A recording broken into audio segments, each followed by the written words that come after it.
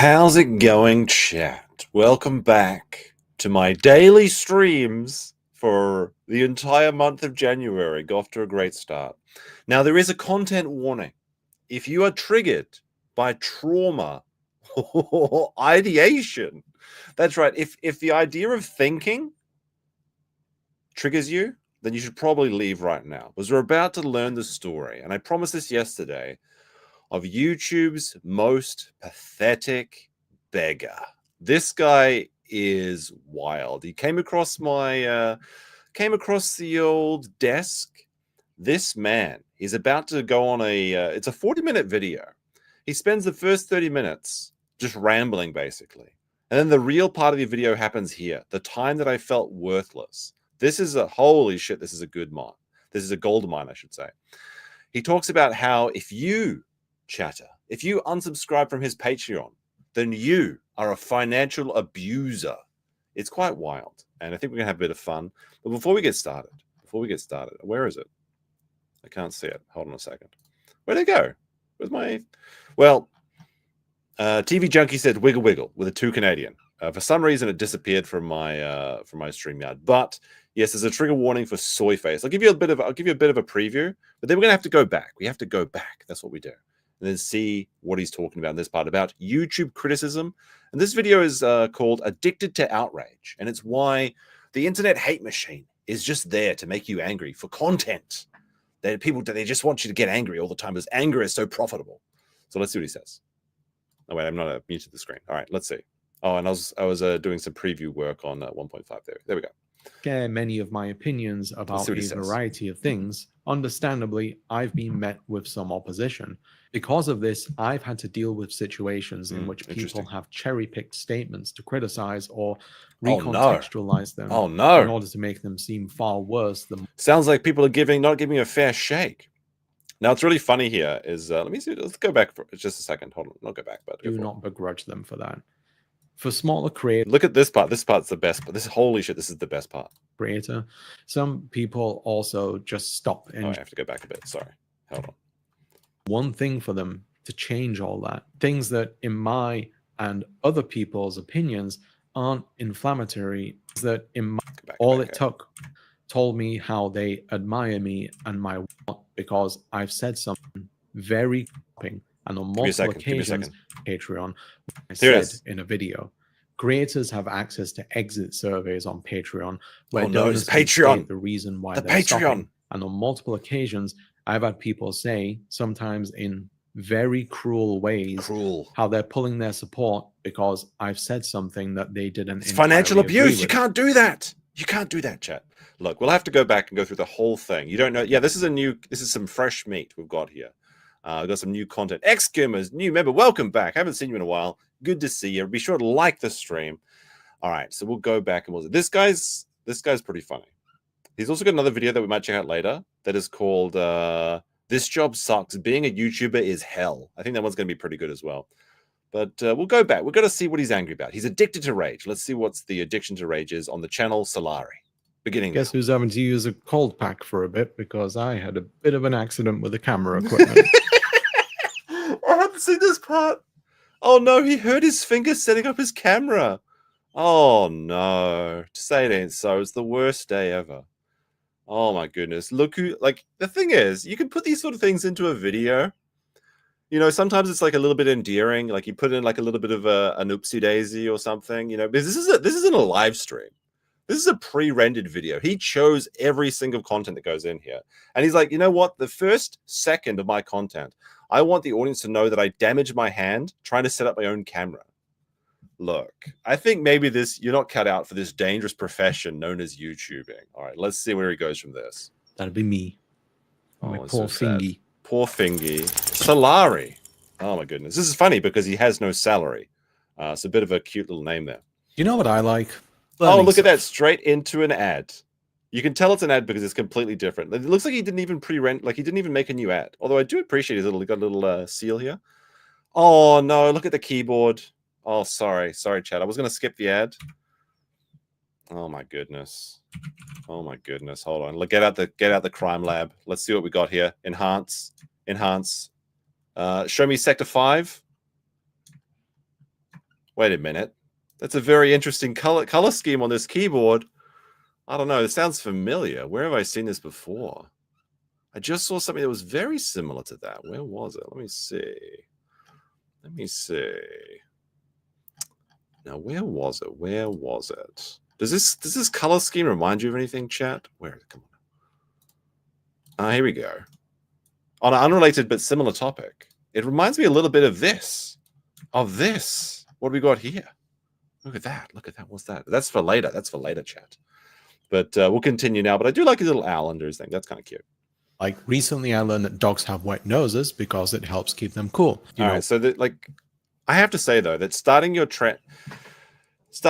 ad at the very beginning of the video, that's rude. This is fucking rude. You do not build an audience by having 1 second of ouchy finger and then straight into the ad. You're going to put the ad like a minute into the content or something. And I get a lot of sponsorship opportunities, not for this channel, but for a different channel. And I usually don't take them, and I usually fight with them quite a bit about how long it'll be and how annoying and intrusive it'll be. They're always like, oh, you got to put it in the first minute. I'm like, no way. I'm not putting it in the first minute. People aren't going to watch that shit.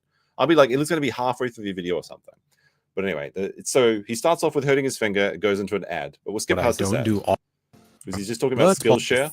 Maybe he should use Skillshare to find a proper job. Even so, need some. Look, he can play the guitar. Good for him. Improve your as well, thanks to that Mac from you all below. There for all right, so we're 2 minutes. 2 minutes into the video, and nothing has happened yet. The ad is now finished. So now there's another 38 minutes of his video. Great. I've been on YouTube. All right, so here we go. We've got his nice little setup. He's a professional YouTuber because he has the red and black sound absorbing foam that every YouTuber has, including myself. For a while now. What is this accent? It's either UK or it's very sad American. I'm not sure exactly. I think he's from America. As a video creator and even longer as a viewer. I go through phases when it comes to the kind of content I watch. Sometimes it's video essays, others it's reviews and retrospectives of movies and games, and when I just want some background noise while I'm working or playing, I'll put on some podcast-style content, one of my favorites being the Best of the Worst series by Red Letter Media. YouTube has... Red Letter Media is okay. I think recently they've had some pretty bad takes, but they're sometimes entertaining. Can't complain too much about them. There's a huge variety of content. It's what makes it appealing, since there's seemingly something for everyone. One moment you could be watching a highly produced short film. The next you could be watching a video where a 14-year-old British kid is teaching you how to fix a problem with Windows. Look, I don't know about that, but I'm going to say from experience, I don't watch any 14-year-old British kids. Like, if you want to do that, you do you, my friend. But I'm going to back out, okay? This is not Melton's show, okay? We don't watch kids over here. Windows 11. Regardless of the genre of content that you see on YouTube, it's become abundantly clear that one of the most successful strategies for gaining views and an audience on the platform is to create videos that generate drama and possibly anger their viewers. Now, is this true? Certainly it is a very popular genre. I'm not sure if it's the most effective, because I think, like, if you look at the biggest channels in the world, like Mr. Beast or like just any of the regular slop content, it's feel-good stuff, right? Like, positive reviews actually typically do better for things like Star Wars than negative reviews. Of course, it is very popular to make fun of things like that, and I've done a lot of critical work myself, talking about Lord of the Rings and everything like that. But that's because there's no real fan base for that anyway, so the only content is going to be the negative content, because there's the people that actually enjoy that show is so small, it's basically pointless to do. But is it like, do we agree with this statement that the most popular genres or the most successful easy way is by doing drama? Well, maybe. I don't think it's the best way. It certainly is very popular in the commentary communities, which I believe this man is a part of. If we look at his content, let's see what sort of content he likes to do. So he's got Fear of the Woke Planet. Okay. Fear of the Woke Planet. The human cost of upper-class dining. Girls do not need a prince. South Korea has a sex problem. Art versus entertainment. AAA games probably destroy the industry. She's not worth it, bro. Anime, Japan, teens. So it looks like he's a bit of a commenter of society. We really live in a society sort of thing. His most popular video is a video called Why Are the Japanese So Lonely? I haven't seen this. I might actually check this out. The most depressing cartoon ever made, BoJack Horseman. Real words, but with a horse. Okay. Like BoJack, I like BoJack, but it's not very good when you actually analyze it. There's a lot more depressing cartoons than BoJack out there, but anyway, let's continue. So it seems like he's a bit of a critique of society and himself. And if I had to guess, I think he would be on the left of this, based on his some of his contents. Like, look what we've got here. We've got influences making you unhappy, and you've got all the drama people, not drama people, sorry, the makeup people that are involved in drama. Talent belongs to the beautiful, the beauty of double standards, the queer eye healing through consuming. Oh, wow. So he's a bit of a consumer. K-pop ruins lives. Do you hate your job? He certainly hates his job. Let's continue. That anger can then be leveraged into creating a conversation among viewers, who in turn develop some sense of community centered on the subject, and compels them to explore related content with a similar tone. It also makes it easier for a creator to continually maintain engagement, where instead of visiting new subjects, they can continue talking about the same thing, since it's something that an audience wants to know about. Now, this is true that critical content does generate more interactivity. People like to have an opinion, and they're much more likely to post an opinion if it's a negative opinion versus a positive opinion. Because for me, when I see a movie that I like, I don't really go onto YouTube videos and watch reviews for it because I already liked it. Now, maybe I might go see my favorite content creator that like does movie reviews or something and see if they picked up something that I did not. But I'd never really go into the comments and say, oh man, this movie was great, 10 out of 10. I don't do those sort of comments. But if there's something that I find that there was a problem with it, then sure, I'm more likely to post a pointing out what I disliked about it. Absolutely. I think for engagement purposes, critical content is superior. But again, I don't think that the premise that critical content is more popular or the most popular genre on YouTube is true. I think it is certainly very prominent in this sphere, though, specifically in the commentary, social issues, and of course, media, because that's some of the biggest spaces on YouTube. But again, like I said, most of the most popular stuff on YouTube is just slop. Like feel-good slop. Like you've got Mr. Beast videos where everyone's smiling and winning money, or Minecraft videos where everyone's doing their challenges and things like that. That's the most popular content on YouTube. And that's positive content. It's not negative content. One thing that I've noticed, though, when it comes to drama, is that it seems people get some perverse thrill from watching it unfold. They rally around it to... Is it a perverse thrill to see drama unfold? I think there's what is the word? There's a sense of justice, I think.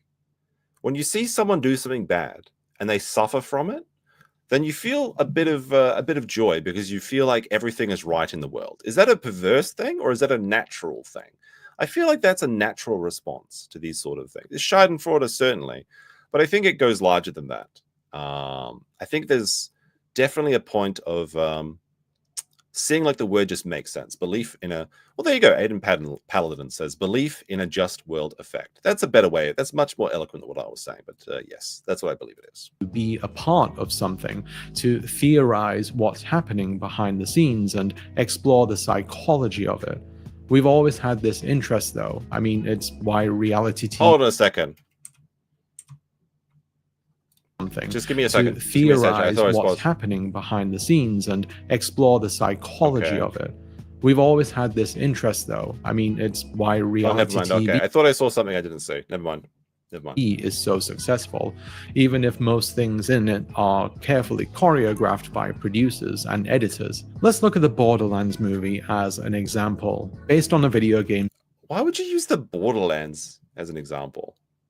Okay, let's see where he's going. Let him cook, chat. Let him cook. Series. And a reminder that a lot of this shit is preamble. The real good stuff happens at this point here, which is kind of... But we have to see his first premises before he complains about how all of this is just an illusion. And actually, the big problem is that you're unsubscribing to his Patreon. It's very funny, the twist. It was released in theaters very recently, and after its terrible performance at the box office, it was promptly made available through streaming services. The movie was directed by Eli Roth, who was an odd choice since he's known largely for making gory horror movies, and has big names like Oscar winners Cate Blanchett, Jamie Lee Curtis, and comedians Kevin Hart and Jack Black. In a run-up... Is Jack Black really a draw? Like, are we being real? Like, if I see Jack Black in something now, I think it's automatically telling me it's going to be bad. I just hate how they keep like fitting him into it. Like, let's just put Jack Black in it. Let's just do it. Let him do his thing. Let's just let him do his thing. It'd just be great. It'd just be... He's the same character in everything. He has no range. It's terrible. I hate it seeing now. It was just because I do like Jack Black, but not in anything recent. Like he was funny and hilarious in Tenacious D, School of Rock, good examples of good Jack Black movies. But everything else, it's not good. It's not good. To the movie's release, audiences were already skeptical of its quality and casting decisions. It had a troubled production cycle, which is often a bad sign for any movie, and in an age where movies based on video games are going through sort of a redemption arc, it reminded people of darker days where practically every adaptation was poorly received, largely because these movies were made by people who simply weren't... Hold on. Like, was the Street Fighter movie really poorly received? I think I remember people loving this scene. Like, even he says he has to have a caveat here that this scene was great. Like, this scene with M. Bison is amazing, and it's like an absolute classic. There are even people that enjoy the Mario movie for it being so campy and weird. Personally, I thought it was pretty bad, but I don't know if I necessarily agree with this at all. Like, yeah, I think that Street Fighter is regarded as a cult classic, right? Exactly. It was the day that M. Bison came to your town was the most important day of your life, but for him, it was just Tuesday. It's a great scene. Also, that chick, Chun-Li, is very, very cute, so I enjoy that. Familiar with the source material. The initial negative reception was all that was needed for people to decide that this movie will and should be a failure, that the film's fate was sealed before the first trailer was released. To be fair, it did look pretty bad. Not as bad as the Minecraft trailer, though. Oof. This kind of reminds me of a little bit of a meme where there's a group of people that get very frustrated if you start criticizing something that comes out before you've seen it, right? And they're like, you can't judge this. And let me see if I can find it. Let's see this thing.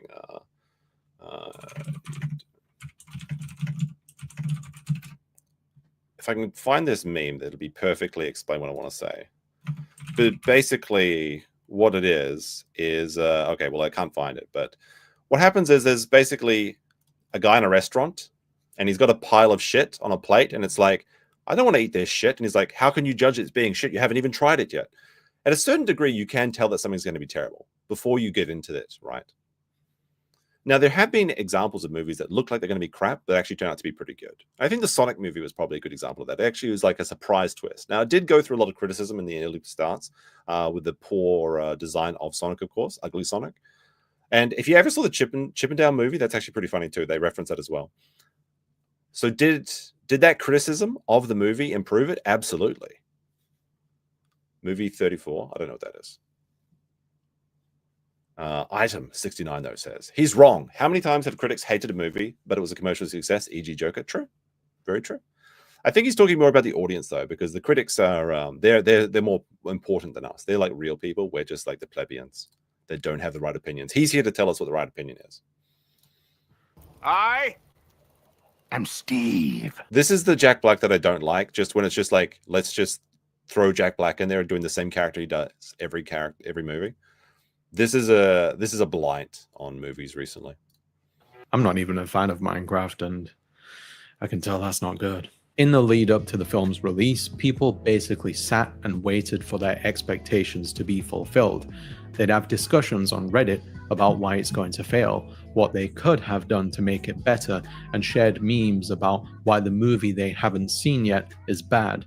The reviews came out, and it was universally panned for all the reasons audiences said. Bad script, bad casting, bad direction, just bad. It's a bad. So they were right. Where are you going with this? Movie. Shortly after the movie release, there came a deluge of YouTube videos. This is kind of a true comment, though. Like, how can you not be like, I don't like Minecraft YouTubers, and I haven't played the new Minecraft, but who actually has played Minecraft and doesn't like it? That's kind of a good question. Now, I prefer the old Minecraft back when it was just like endless mode or whatever, like when there was no hunger stats and everything like that. That's when I remember playing it back, like when I was in university, maybe like in 2000 and I want to say 2005 or something like that. That was a lot of fun. Now, Minecraft content, on the other hand, it's very fair to hate that. But the actual game itself, it's just like Lego. That's like saying you hate Lego. Like, nobody hates Lego. People just hate paying for it. Creators talking about how they can confirm it is indeed a bad movie. And although these creators probably don't call themselves professional critics, people treat them as such. One of the major problems. So does that matter? Like, if a movie's terrible, what's wrong with making fun of it? That's the only way you're going to get joy out of it. Like, if say you go to see the movie, you pay for it, you do not receive your cost benefit analysis, right? You paid for something you hope to be enjoying. You don't get that. You have to find your joy elsewhere. And just because you're ragging on it doesn't mean that, like, oh, that you should enjoy it. You're enjoying the hate. No, yeah, you are, but there's nothing wrong with that. That's okay. It's okay to just dig on something that's terrible. With critique on YouTube, and I use that word very loosely, is that it's heavily based on finding the flaws in products, whether that's movies, games, or whatever, really. Okay, now what is wrong here? What is wrong with finding the flaws in things? You've identified something that is very popular, certainly, but what is the issue with that? If something is terrible and people enjoy saying it's terrible, why is that wrong? I guess we haven't given enough time to let him cook yet, so maybe he'll explain why this is all just a base animal desire of the amygdala. Audiences seem to have a desire to hear what's bad about something before anything else, and even if something is considered good, people often go out of their way to maintain focus on negatives. Another example being the game Concord, released recently and shut down within 11 days of its launch. It was a pretty solid game, not perfect, but because it was a multiplayer-only game that released for $40 in an overcrowded genre, it ended up being one of the worst failures in gaming history. Now, I haven't played Concord. It looks like an Overwatch clone, like a very popular genre, obviously, like the Team Fortress style shooter, Overwatch, Marvel Rivals, whatever. Did anyone actually play it? Out of curiosity, I would say that, like, the reason I think it was heard that people said it was really bad, but it seems like a really bad marketing strategy as well, because he said that, and I'm taking him at his word, maybe it was, maybe it wasn't. He said it was a multiplayer only game for $40, and in my experience, every game like that is free to play. What is the incentive to pay for the money up cost? Now, personally, I don't really like the microtransaction system, but if it is going to be $40 up front, you better have a really good value proposition, because why wouldn't I just go play Apex? Or actually, I don't even know if Marvel Rivals is free to play. I assume it is. Can somebody confirm this? Is Marvel Rivals like a free to play freemium model, like where you earn skins and something, or you pay for skins? I thought that's how it was, but like Apex Legends, Fortnite, what is that other one? Vanguard or whatever. Yeah, apparently Rivals is free. That's why it probably failed, because how are you going to capture the audience? What's inside your game that is so special that people are going to have to pay $40 up front to buy it? If there's no story mode, especially, like, multiplayer used to be like a bonus feature, I think, for a lot of games. Like, most people am I wrong about this? Like, most games had a multiplayer feature as like a bonus thing, and now it's like the main feature, I guess. But I can't imagine paying $40 up front for a game that's just multiplayer, no story mode. It had only a peak player count of under 700 players. Yes, so this video, like his YouTube criticism, hate and everything, it's all a ruse. This first part of the video is all a charade, and he's going to talk about how if you unsubscribe from his Patreon, that's you abusing him, putting him through financial domination or something. It's very funny, but I'm sorry, we have to get through the vegetables before we get to the meat of it. That's how it works. After launch, which for a game that relies on having other people to play with is abysmal. It was also an expensive game to produce as well, with estimates being anywhere from about 100 million to 150 million. That sounds like a skill issue. Not chump change. Once again, no, people... Just because you put a lot of money into something doesn't mean that it's good. Concord didn't fail because of the bad word of mouth. It failed because it had a terrible value proposition. Expected this game to fail from the get-go, and as the idea grew amongst gamers with people saying that it was doomed, people were less inclined to go anywhere near it. This attitude isn't the sole reason Concord failed, but I imagine it contributed to it heavily. And as I was making this video, new information came out that suggested that the game might have actually cost upwards of $400 million to produce. I don't know if this is confirmed or not, but at the same time, yikes. There was also a segment of gamers who believed that it was a get woke, go broke scenario, simply because the game contained pronouns for characters. All right, let's go back and see who particularly. It looks like he's very unhappy about the the go woke, go broke crowd. I want to Go analyze broke this video scenario simply because. So let's see. You've got Andy Pence Gaming. It's gay. Concord is DEI propaganda. You've got Ryan Kennel, RK Outpost. Woke Concord failure gets even worse for Sony. They lost 400 million. You've got Nerdrotic Daily. Total humiliation. Sony's ultra woke game Concord cancelled after only 2 weeks. Oh my Because gosh. the game contained pronouns for characters. Sorry, I mean Fucking pronouns! imagine being. Now, the pronouns are pretty lame and they don't really have a place in games, especially if it's like a fantasy game. But I will say that I find that some people go a little bit overboard. Like when you have like as heel versus babyface, like screaming about pronouns, that's a bit over the top, I think. I think there is a middle ground where you can say you don't like pronouns because it takes you out of the environment or the immersion of a game while still being able to enjoy a game. So I don't know. Like I feel like there are some people that go a little bit too onto one side, but again, that's kind of like their style, and it works for them. So what am I to criticize for them for? This angry over pronouns, like calm down, man. Like you are definitely going to have a stroke if you carry on like this. The bad stuff sells on YouTube. It's just how it is. Take a look at the most popular videos by Skill Up. Why are you choosing Skill Up? Like, if this is the example, why wouldn't we choose the most popular video on YouTube, which is a Mr. Beast video, basically? And that's like what is Squid Game video? That's a very positive video.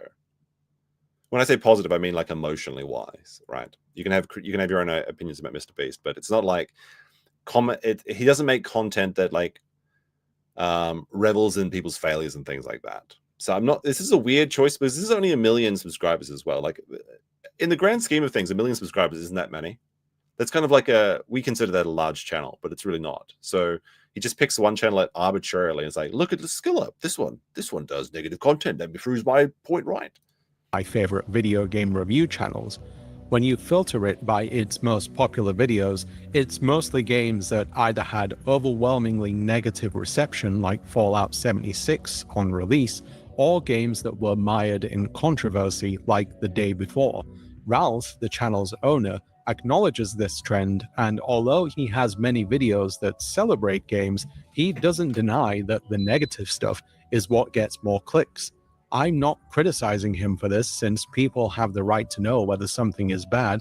It's just YouTube. You've got to play the algorithm game, baby.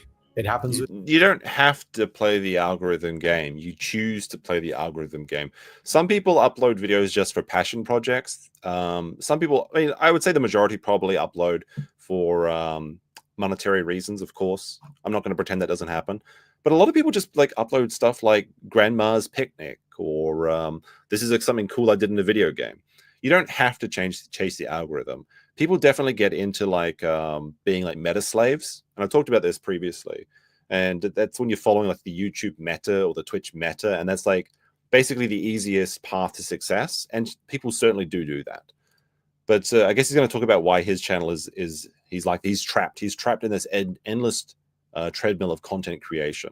With my videos too, the subjects with a negative slant or some element of sensationalism do well, while the topics with a neutral or positive tone tend to fall by the wayside. Even if I personally really like making them and believe that they're genuinely interesting. I'm not judging you for it, since I get the appeal. I'm human, after all. But I'd be lying if I said that I wasn't disappointed about more people not giving them a chance. I even have to... All right, well, let's take a look at his actual channel of his latest videos. So let's have a look. So this video was released 3 months ago, and he's talking about negativity, and it got 23,000 views, which looks like it's below his regular average.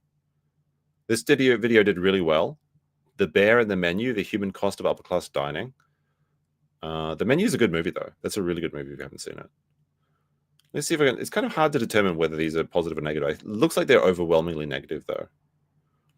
Why is there so much high school anime? I mean, that's a pretty easy answer to pretty easy question to answer. It's because most people that enjoy anime are in high school, so they like things that are relatable.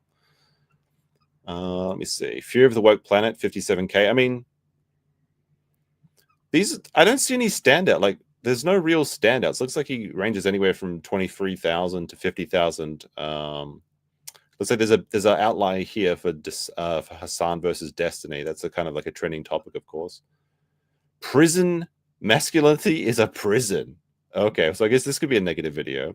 And yeah, it got about 100,000 views. This job sucks, which I'm very looking forward to saying about being a YouTuber and seeing how bad being a YouTuber is, because it's so difficult. Feel sorry for me, chat. I'm having a terrible time. All right, let's continue. I'd have to investigate his channel a bit more, but we'll go to his most popular videos. The Double Standard of Beauty, BoJack Horseman. Why are right-wing men so sad? Is that true? Do you think right-wing men are so sad? I don't think that's accurate, actually. I think that what is happening here is this man has a very limited view of society based solely on the internet spheres that he circulates around, and particularly like commentary shit. And it gives you a very insular view of the world, in my opinion. All right, let's continue. Change the phrasing of some of the titles of some videos just to give them that sensational appeal. And I really don't like doing that. I'd rather be honest. YouTube in particular has an ecosystem of media criticism that only focuses on the negatives of products, and some creators even go out of their way to manufacture flaws that don't truly harm a product as a whole. One of the most famous examples is CinemaSins, a channel that's so successful, even the auto-correcting Google Docs recognize that the name of the channel has no space in it. The channel started out innocently enough by spotting plot holes in movies, along with things like continuity errors. But as time went by and YouTube began to favor longer videos with consistent engagement, their videos started to become a petty, smug, and often mean-spirited breakdown of each movie's supposed flaws. I haven't watched CinemaSins in a long time, but I don't think anyone considers CinemaSins to be like the arbiter of what a good or bad movie is. It's basically like meme reviews, and there's a lot of in jokes and like, oh look, roll credits, ding. He said the name of the movie, ding. Like, no one really takes that seriously. I mean, I don't think that I ever made a choice to see or not see a movie based off of CinemaSins. And I think, like, moreover, I think that people that watch CinemaSins likely have already seen the movie that they're watching a review on. Mostly because people don't like to be spoiled, typically. Well, I say that, but then again, most people, like, spoiling movies actually does have an increase in people watching things. That's why trailers are so annoying these days, because they spoil everything. But I don't think so. I really don't think so. This is a weird angle, like a weird tangent is going on as well. Pointing out either extremely minor errors or things that aren't even errors at all. The creators of the channel have claimed that their videos are all in good fun and not meant to be taken seriously, but whether that's their intent or not doesn't matter, because people do take it seriously. It's not uncommon to see commenters saying how they were going to watch a movie before they saw the video, but now they won't because of it, or people who actively seek the negatives in things. Okay, so he's showing examples of comments, and he's made a very interesting point that there's a lot of comments of people that'll say that they won't see the movie because they have watched this review or something. So, but the previous examples he showed don't actually show that.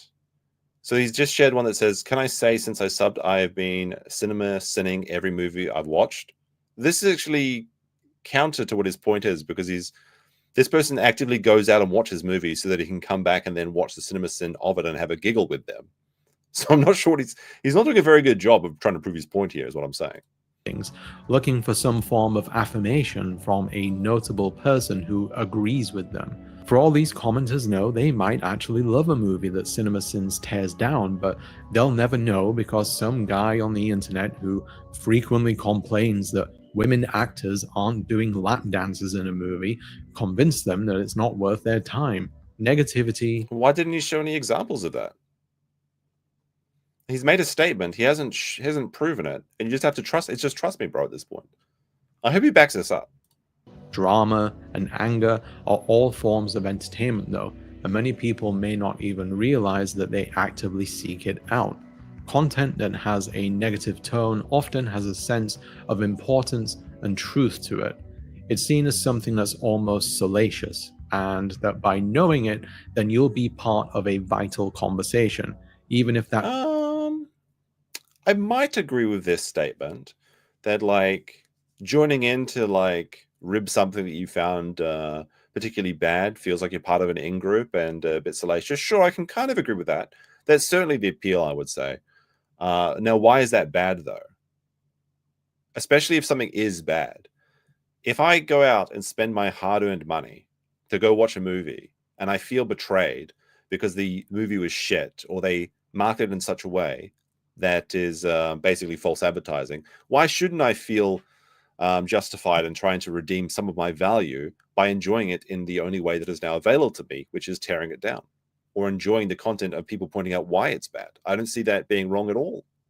Conversation can ultimately just be people complaining about things that don't really matter. This isn't a recent thing now, and it exists outside of the internet as well. Fox News, the most watched channel on American cable television, is practically a 24-hour daily broadcast of everything wrong with the world and the people in it, even if much of it is completely made up or overblown. They know what they're doing and who they're. Now, the media on both sides does do this. They try and paint a picture that the world is much more worse than it is because, yeah, for sure, that is absolutely true in mass media. And the left does this, the right does this. They try and sell you a narrative that things are much worse than they are because it's easier to sell you products when it's like that, when you're glued to the screen, when you're engaged. Their audiences, though. It's people aged 60 and above who aren't exactly what you'd call worldly, who constantly reminisce on how things used to be better when they were younger, and that all the things done to progress society have ultimately been too drastic and frayed our moral fiber. And yeah, things did used to be better if you were white and straight, but... Oh boy, here we go. Here we go. All right, we're starting to get through the broccoli. We're starting to get into that meat and gristle here. Let's see what he go. Let's see where he goes with this one. They don't see it that way, since outlets like Fox News tell them that their race and orientation now makes them a victim, and that any group attempting to gain equality wants to make straight whites a victim. As we all know, a lot of people tend to lose touch with the world around them as they get older. Not everyone, but a lot of them. Americans especially.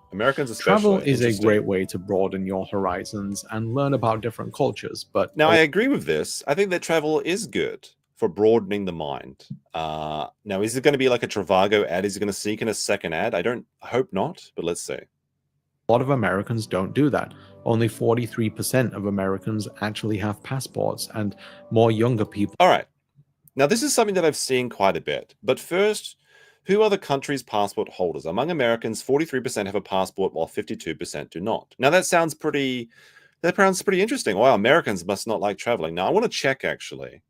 What percentage of people travel? Something I want to check on. What percentage of people around the world travel? According to, let's see. Determining the exact percentage of people who travel around the world can be challenging, but it depends on a variety of factors. However, according to United Nations Tourism Organization, in pre-pandemic years, international tourism arrivals reached around 1.2 billion. Let's see. This suggests about 19% of the global population engage in international travel in any one given year. So doesn't that mean that the average American travels twice as much as the international average? So Americans are actually among some of the most traveled people. And I think this statistic is actually pretty similar in most countries. I'm pretty sure in Japan, it's like 50 to 60% of Japanese do not have passports. So people like to throw out this statistic. We're like, well, only 43% of Americans don't have a passport. Only 43% of Americans have a passport. So that means that they're just uncultured, untraveled swine. When if you actually look up the stats yourself, it seems like this is pretty reasonable across the world. And the world is such a large and varied place that there's so many countries of people just don't travel. And America's such a big place as well that if you do travel, like domestically, you can still get a pretty diverse groups of cultures and things like that inside America. Like just go from like the culture of Texas to, I guess, like California or something. You'll find like totally radically different people. But I hate it when people throw out this statistic because it's such an easy way to like try and trick people. And I think he's not going to show us the other stats for other people's other countries and stuff. But we'll continue. people on average want to or have traveled more than the elderly. Personally, I don't think this is too surprising though. The more education a person has, the more likely they are to want to travel, and more young people have college-level education compared to the elderly. This is just me theorizing here, but I think... Why don't you do some research? You didn't even look up what other countries are compared to America. Attitudes towards the world also play a role here too. All the generations have had it ingrained in them since birth that America is the greatest country in the world, that its faults are far and few between, and everything that it does is better than other countries. Institutions and society at large tries to instill this belief in younger people in the present as well, but because of education and more readily available... I will say that I think that the saluting the flag is a little bit weird as a non-American. I do feel like this is a bit weird, personally.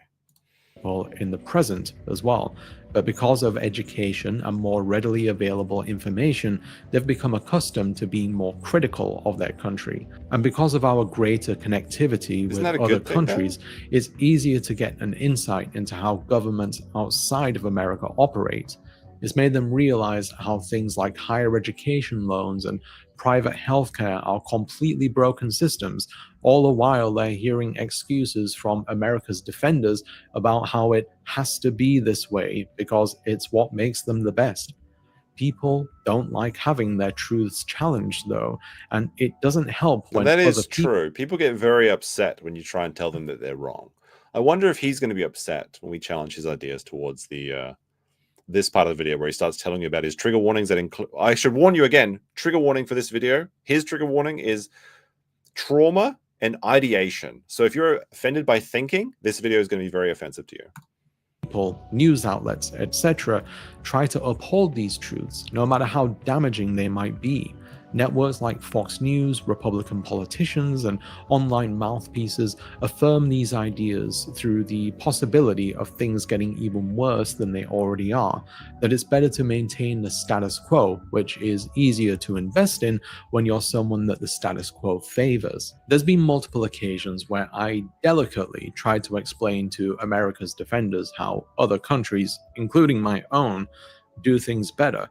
And so I guess he must be UK then. How no country... I think when I looked at his channel, when you go up and go to the more details here, it says United States. Maybe he just changed his channel so that you get more search algorithm reach or something. I don't know. I think he's based in America though, but I could be wrong. Brian Alman with a 20 says, "I'm a 40-year-old American that doesn't travel nearly as much as I was when I was younger. Want to know why? Because I have kids, which makes it a lot more expensive and has to be coordinated around in their school schedules." It's very true. It's very nice of you to be responsible like that. One thing that I don't think he really realizes when he talks about how how Americans are untraveled swine is that he says that only 43% of Americans have passports. Again, while not mentioning that globally the average is about 19% of what people travel around. But then he mentions how more affluent and more educated people travel. But America is the richest country in the world. So on average, people in America, even just thinking like that, you would assume that more people travel America than anyone else. Should see itself as perfect, and on more than one occasion they push back by saying it's just how we do things here, as though it justifies it. I also sometimes hear, well, if you don't like it, then why don't you go back home? Why don't you apply for a passport, bitch? This is... What does he mean by that? If you don't like it, you can get out. Why don't you get a passport? And what? Where are they going to go? Like, it's very funny, I guess, to say, like, why don't you get a passport and leave the country? But you can't actually just leave the country. You know, you can't just leave and go somewhere you want because visas exist and rules exist. It's very cute to say, you know, just why don't you, man born in America, go to another country if you don't like it. But, like, where can you actually go? There's, like, really nowhere else. Come on now. I guess maybe Mexico, Merida, right? There's a space down there in the torta shops, allegedly. Their truth though, and it's an idea that's propped up by the possibility of things being better, but that idea is sold to people through anger and fear. It makes people think that if they don't stay angry, then they make themselves vulnerable since they won't be properly prepared to react. What? All those people on January 6th, they were a result of this, including Jimmy Pesto. I guess I don't know who Jimmy Pesto is. It looks like a Bob Burgers character. January 6th, they were a result of this, including Jimmy Pesto. Is that? Can somebody tell me? Is this Bob Burgers? I don't watch that show. I don't like the animation style personally. I guess Bob was right all along. He is an arsehole. That's the news for you, though. A constant stream of everything bad that's happening everywhere at any given time. People like to say that they wish the news would show good things happening, but we're drawn to the negative like a moth to a flame. We want to be outraged, as much as we don't like to admit it. It doesn't. I think realistically, we're drawn to both positive and negatives in probably an even way in life, but perhaps the case is that more people online are drawn to negatives because their regular lives are majority positive. Like, I don't spend the whole day being outraged when I'm going around, when I'm on the train, when I'm going to work, or when I'm doing things like that. I think most people have a pretty decent life. You know, obviously some people are in harder situations than others, but I think most people, they have like a pretty average or good day. There's very little conflict in most of our lives. So yeah, maybe you search out something a bit spicier when you get home, but that's only a fraction of your day anyway, if it is indeed true. Help. And again, what is wrong with that though? Like, people do need a certain amount of stress in their life, and if you can't find it in a natural way, maybe you duke it out online by calling someone the F slur on Xbox or something. Because if you're just getting positive reinforcement all the time, positive and positive and positive, it's like just eating a diet of entirely sugar. Like, it just gets like sickening, you know what I mean? And it's not good for you.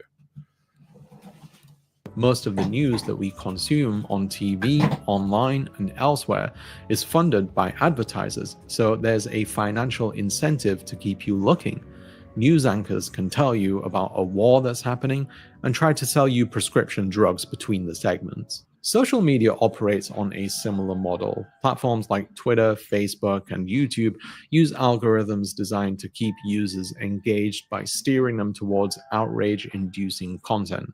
This often leads to a cycle where users continuously scroll for new posts, updates, and opinions while sharing their own thoughts. The algorithm is a really overused word. Like, if we're just going to talk about YouTube's algorithm in particular, the only YouTube algorithm is it makes people watch things they want to watch. Like, sometimes the things you watch, you don't think you constantly want to watch them, but you do watch them more.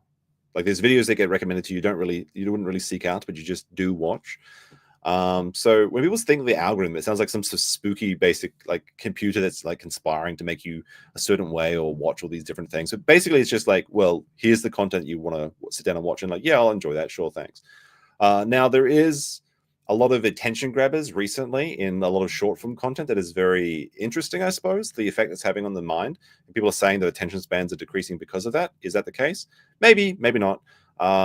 It's kind of an unproven thing, although it has been shown that people that complain about content like politics in particular, like when you see a person that says like, I don't want to watch all this, I don't want to log on and see Trump, I don't want to log on and see Biden, those people are actually the most engaged by political discourse. And the companies do know that, and that's why they target it with you. Validation they receive through likes and reposts encourages them to stay engaged, creating a dopamine-driven loop fueled. But the thing is, like, this is more of like a content brain thing, because the majority of people on YouTube, Twitter, and whatever aren't actually creating content. Like, I would say the majority is lurkers, people that very rarely interact with anything. They don't leave comments. They just maybe like a video, or maybe they just watch something and leave, and that's fine. Although I would appreciate if you like the video. So this seems like he's kind of just taking his own point of view. It's like, well, I'm currently a slave to the dopamine hit of posting things and getting likes and comments and things. So surely everyone else is. I feel like this guy honestly needs to just get outside a little bit, which is kind of ironic for me to say, I suppose. But you know, Jefferson C post with a 2 says only negative. Explain cat videos, bro. True, very good point. And I was going to say something similar, but I wasn't going to say cat videos. I was going to say like a lot of just positive, like stuff like Bluey, or you know, particularly like child-friendly content is one of the major content spheres on all platforms. I don't watch it, obviously, but it's radically popular because the elderly and children are the people that have the most free time, and they're one of the 2 largest demographics. By feedback from strangers. People enjoy it when others, even those that they've never met and never will, agree with them, especially when a well-known figure or influencer interacts with their posts. When something goes wrong, people want to be involved in the conversation, and that's because in a twisted way, it gives them a sense of community. They can feel... Is that twisted? You're engaging with someone online, like you have the ability to talk with someone that's, you know, potentially thousands of miles away from you, and you can find some camaraderie, you can agree on some ideas with someone that's like completely across the other side of the world. Is that a negative? I don't know if that's a bad thing. Like, why is he so upset about this? Like, if people can't travel, like he complained earlier that people can't travel, they can't like diversify their opinion. But when you actually look at like these groups of like these hate groups, basically, they're actually very diverse. You'd be surprised how people band together, like the most radically different people, the most diverse people, can all kind of come together and say that Star Wars sucks. Like, it's actually a binding quality more than anything, I would say.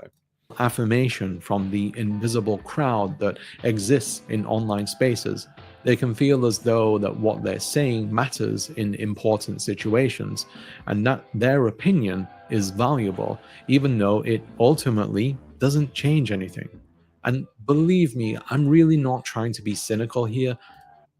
Do you think he's being cynical, Chet? What a one if you think he is, and a two if you think he's no, he's just an honest good boy who did nothing wrong. He's not trying to be cynical. Now, of course, all of this, you have to remember, is just the prelude. It's all a ruse, and he's about to tell you why. You got to pay him money. It's just what it is.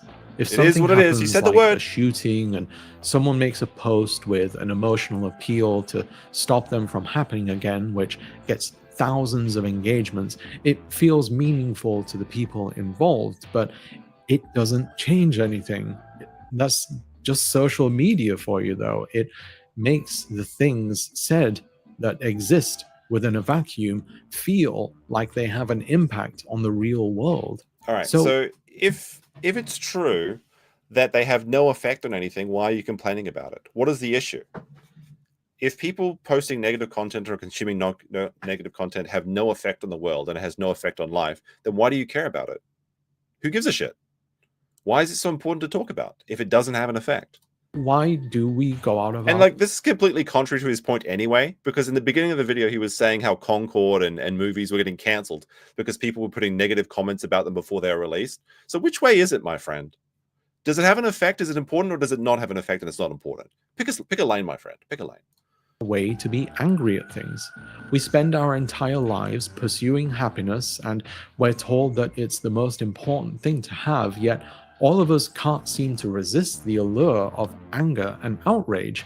It's one of the many strange contradictions of the human condition, but it exists for a reason. As you can probably... Like, is it a contradiction? People are attracted to both positive and negative things in life. Is that a contradiction? No, it isn't. It's just people have varied interests in things. He's making it sound like people that like it sounds like he really thinks that people specifically on the right, because that's he's been disparaging in these videos, people that are doing right-leaning content, Fox News, all these different like conservative news channels, they're always just doing this negative hate group or something. So it seems like he has a big problem with these people in particular.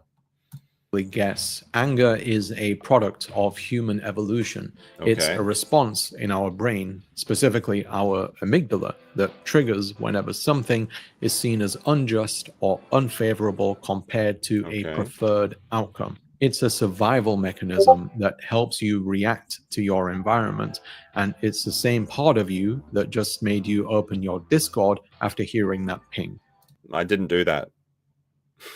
I didn't check my Discord. Sorry. I guess you were like 500 IQ, but I saw it coming, so I know I didn't do that. So better luck next time. Tabletop Joe with a 2 says, we must become Borg. Yes, indeed. That was me. Sorry. So this guy is obviously like locked into his Discord 24/7 gooning, and that's why he thought that response would work on you. But if it did work on you, then you should probably evaluate what you're doing with your free time. But for the rest of us that didn't fall for his trick, good on you. are separate emotions. Anger and fear are closely related and work in tandem with each other. They both help activate our fight or flight instinct and help us react to potential dangers. And as this happens, our body releases adrenaline to assist with aggression or escaping. Adrenaline provides a boost of energy so we can react to dangers and make you feel powerful, even in a situation where you essentially have no power, such as an online discussion. As mentioned a moment ago, though, social media facilitates users with the means to feel powerful by allowing them to receive engagement, which gives the opportunity for them to have their anger validated, reciprocated, and even challenged, which can I'm not sure I agree with what he's saying here. Doesn't quite pass the vibe check, but we'll continue. create more anger and more adrenaline. Being angry or even having your anger recognized can also be cathartic. Even things like shouting or swearing out of anger can feel good. In fact, this is true. This is true. If you let out like a visceral response, it definitely can relax you. That's why you scream when you stub your toe and things like that. Is that show that shouting profanities can increase a person's pain tolerance by up to 33%, since adrenaline has an analgesic effect. Simply having your anger recognized by others can be cathartic too. By being angry and seeing people react to your anger, regardless of the reaction to it, it can make you feel seen. Anger is also a response to a diminishing or absent sense of control over a situation. Control is more important to humans than we like to think. Some of us need too much of it, some of us need a smaller amount to just be comfortable, but we all need some. When we fear that we're losing control, we can respond to it by getting angry. And more commonly among men, it can be responded to with aggression, whether that's verbal or physical. I'm going to go a bit off track here, but anger is something that's seen as a more acceptable response for men to have, since it has a close association with masculinity. And I don't agree with that. I feel like if you're a man and you're acting angry, people have a disproportionate response to you because they think you might be dangerous, unhinged, or something. So I don't actually agree with this statement. And a need to domineer over others, a trait related to toxic masculinity. Since we're so used to seeing men get angry, some might conclude that they're more prone to it than women, but that may not be the case. A study by Southwest Missouri State University found that women not only got as angry as men, but acted on it at the same frequency as they do. They identified that when men are forced to contain their anger, they feel less effective. Women, on the other hand, have better control over their impulses induced by anger. There's a couple of I don't agree with that study. I think it's even either way. Like, I'm trying to think, like, typically, I don't see that many people get angry. But I feel like it's 50-50, both, basically. There might be a slight, like, 1%, 2% shift or something.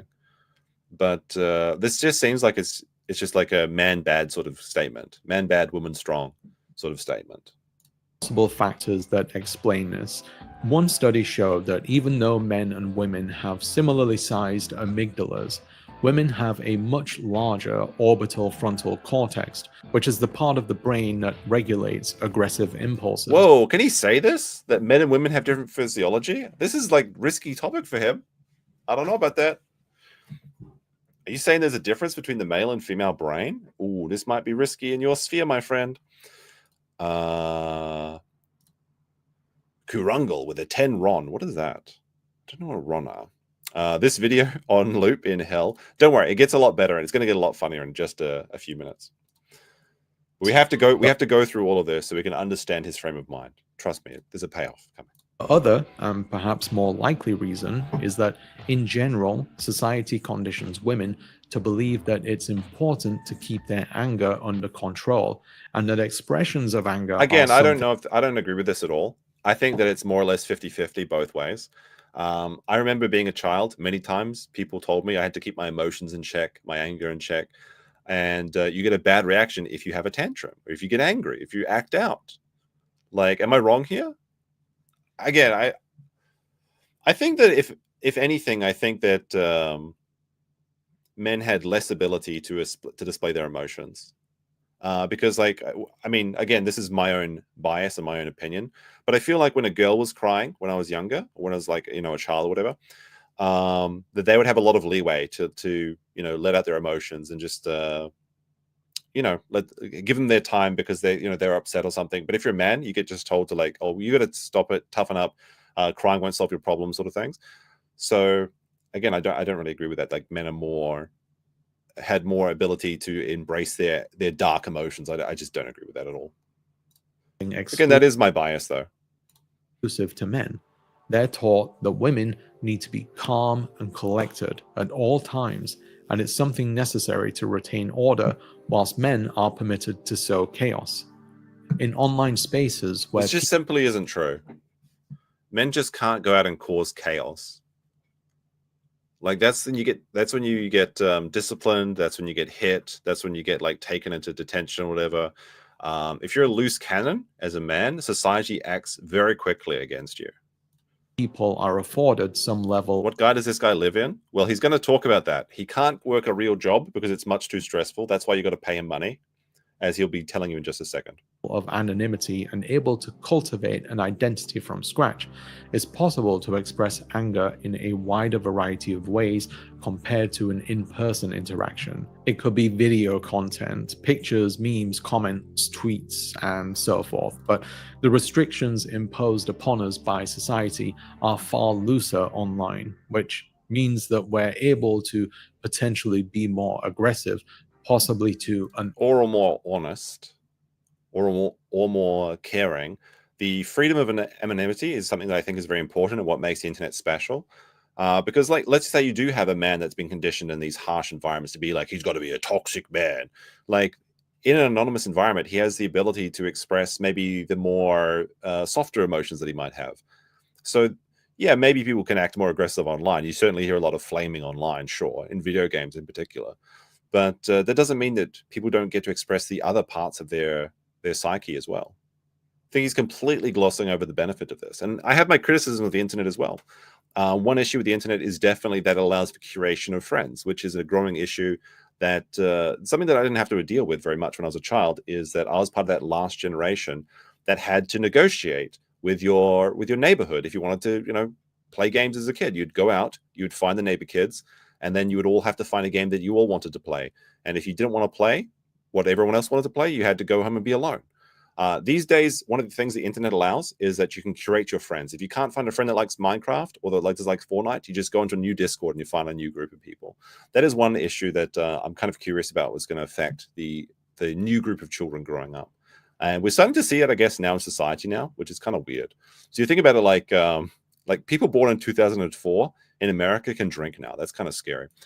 Even like with a $5 says, you should have more people angry in front of you if you had what? You should have more people angry in front of you if you had BP and Captain on more. Didn't you know it's abusive to leave his Patreon? That is true. You got to give me money, otherwise you're going to be very sad. Thank you very much. Unhealthy degree. In recent years, certain groups, especially right-wing ones, have become accustomed to complaining about cancel culture. They claim that so cancel culture bad. This is an important. I just want you to remember this. He doesn't like cancel culture. He's very critical of people that talk about cancel culture. He's got Matt Walsh, and I think, to be honest, I think Matt Walsh is pretty cringe. Like, he's just like, oh, but Shed dead, and then he had a couple good takes. Then he's like, oh, if you like anime or video games, you must be like, you gotta grow up, loser. Imagine enjoying things. So I feel like he's a bit of a grifter, honestly, and I think it's becoming more and more apparent as it goes along. Left-wing online mobs go out of their way to find the character flaws and questionable actions of a person and bring them to light. What the fuck is this? There's a picture of it, like the Holocaust or some shit. Character flaws. Jews were beaten in the streets not by Nazi soldiers, but by their children, by their neighbors, even their children. That's Gina Carano. Oh, okay, it's Gina Carano.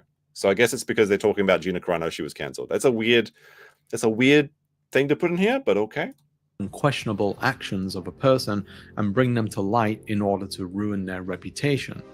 It's believed that this is done because the people who are allegedly cancelled stand on the opposing end of the political spectrum. and progressives use the momentum to deplatform people that they don't like and tarnish the reputation of those they're associated with. Now, just to get this out of the way, I don't believe cancel culture is a thing. Okay, this is very important. Okay, as we begin his slow decline into the trigger warning of ideation, just remember this point, that he does not believe in cancel culture. This is important. And I don't think that canceling is really a thing. It's not a thing. When information about a person surfaces and it causes damage to their reputation, it's more often than not the case that it's due to something that matters and has legitimacy. Okay. We should be held accountable for our actions. Okay. Yeah. Regardless, we should be held accountable for our actions. I agree with this. This is a good take so far. You know, broken clock, everything like that. Of who we are and how long ago they happened. A lot of people like to complain about cancel culture, claiming that it's a petty sport that people online like to participate in without any regard for the damage that it does, implying that most people who get cancelled didn't actually deserve it. Some celebrities, especially ones over the age of 50, if we're being honest, even say that they live in fear of being cancelled even though they didn't do anything wrong. But personally, I can't help but think that if you're worried about being cancelled all the time, you probably did something wrong. Okay, that's another important point we have to remember. If you're worried about being cancelled, it's because you probably did something bad. Okay, interesting. Very, very good to remember that one. While accountability is important, some trends have arisen when it comes to people on the internet participating during an event where someone is being called out for their actions. It usually begins with a news article, tweet, or video that's well researched and is backed up by credible witnesses or possibly victims of the perpetrator. The story gains momentum because, once again, people are drawn to controversy. It gets engagement and spreads like wildfire, with thousands, possibly millions of people chiming in with their opinions. Some voice their disgust, and a handful will defend them using worn-out defenses like how what they did was a long time ago, or that their actions are being blown out of proportion, etc. Canceling someone or some entity has sort of become an event. People wake up in the morning to see that it's happening again, go out of their way to inform themselves, and when armed with what they feel is enough information, they'll decide whether to join in. Some even go as far as to try and hunt down more information that hasn't been discovered yet to add fuel to the fire. But if that information is fuel to the fire, and it's real, what's the problem with that? Right? Now, cancel culture, I think in particular he's talking about cancel culture, not canceling someone, because there are proper times to cancel someone. Harvey Weinstein is a good example of someone that was correctly cancelled. Now, there's obviously an issue of lynch mobs that go after people for no good reason, and a lot of cases where people believe stories that have no evidence behind them. And like Johnny Depp is an example of this, how everyone kind of was against Johnny Depp when Amber Heard came out about him, but as it turned out, he basically did nothing wrong, or at least he, maybe they roughed each other up a little bit. Know what I mean? Fire keeps burning until an algorithm tells you that it's no longer profitable enough for people to pay attention to. It's not the algorithm, though. It's just people's opinions. People get bored of things. I almost want to say that the algorithm doesn't exist. It's just what people are interested in. And people's attention spans, usually last for like a couple of days or a week until they move on to a new topic. That's not the algorithm, though. It's just the algorithm is a reflection of what people are interested in, people are talking about. And there's so many people, and content creators especially, that blame the algorithm for all their problems. Oh, if the algorithm just gave me a chance, it'd be my turn. It should be me. That's not the case. If you just make content that people want to watch, they'll watch it. You do need a bit of luck, but it's not the algorithm. The algorithm is just the audience. If you replace algorithm with audience in your vocabulary, everything makes a lot more sense. To Draw Studio for 2 says, meme, who is this mid IQ individual? His name is Salari, which I mentioned earlier to reuse my joke, but he doesn't have one, which makes him very sad. His salary is very low. Directs their eyes elsewhere. As the frequency of cancelling has increased, though, it seems as though some people have developed a taste for it. Whether it affects them directly or not, people want to know what happened. Well, there are definitely people that go around trying to cancel people to get that dopamine hit. But I think this happens more on the left than it does on the right. And he's been in this video. He's been mostly critical. That's why I'm bringing politics into this. Oh, I made it political. But am I wrong here? But this is what it feels like, and I don't have evidence to back up. That's why I say feels. But it's always the groups like on Reddit, people that are following the mainstream opinions, people on Twitter that are looking for someone that said the N-word like on Xbox Live 20 years ago or something. Those are the groups that like get off on canceling people. And I've seen people try and do this against people I know, and it had very humorous results. It backfired and blew up in their face in a very funny way. But we'll see. Those people are basically like terminally online people, though. Like they've got nothing else in their life. That's the only thing they can't go outside to hunt. And when I say hunt, I mean just achieve things in their life. Like if you go out and play sports, that's basically hunting. If you go out into your job and bring back the bag, that's basically hunting. There's a group of people that spend all day online because they've got a government tugboat for their made-up disabilities like PTSD, because they went to a Walmart and the Walmart greeter didn't say "I love you" or something. And those sort of people, they've got nothing else to do, no other means of hunting, so they rely on internet cancellation as their hunting grounds. That's definitely a thing that happens, but it's not as big as a problem as people think it is. But obviously the loudest voices are most obvious online. Gauge the level of disgust from the crowd and decide if they should meet their level of outrage or maybe even attempt to inflate it. It's kind of a blood in the water situation.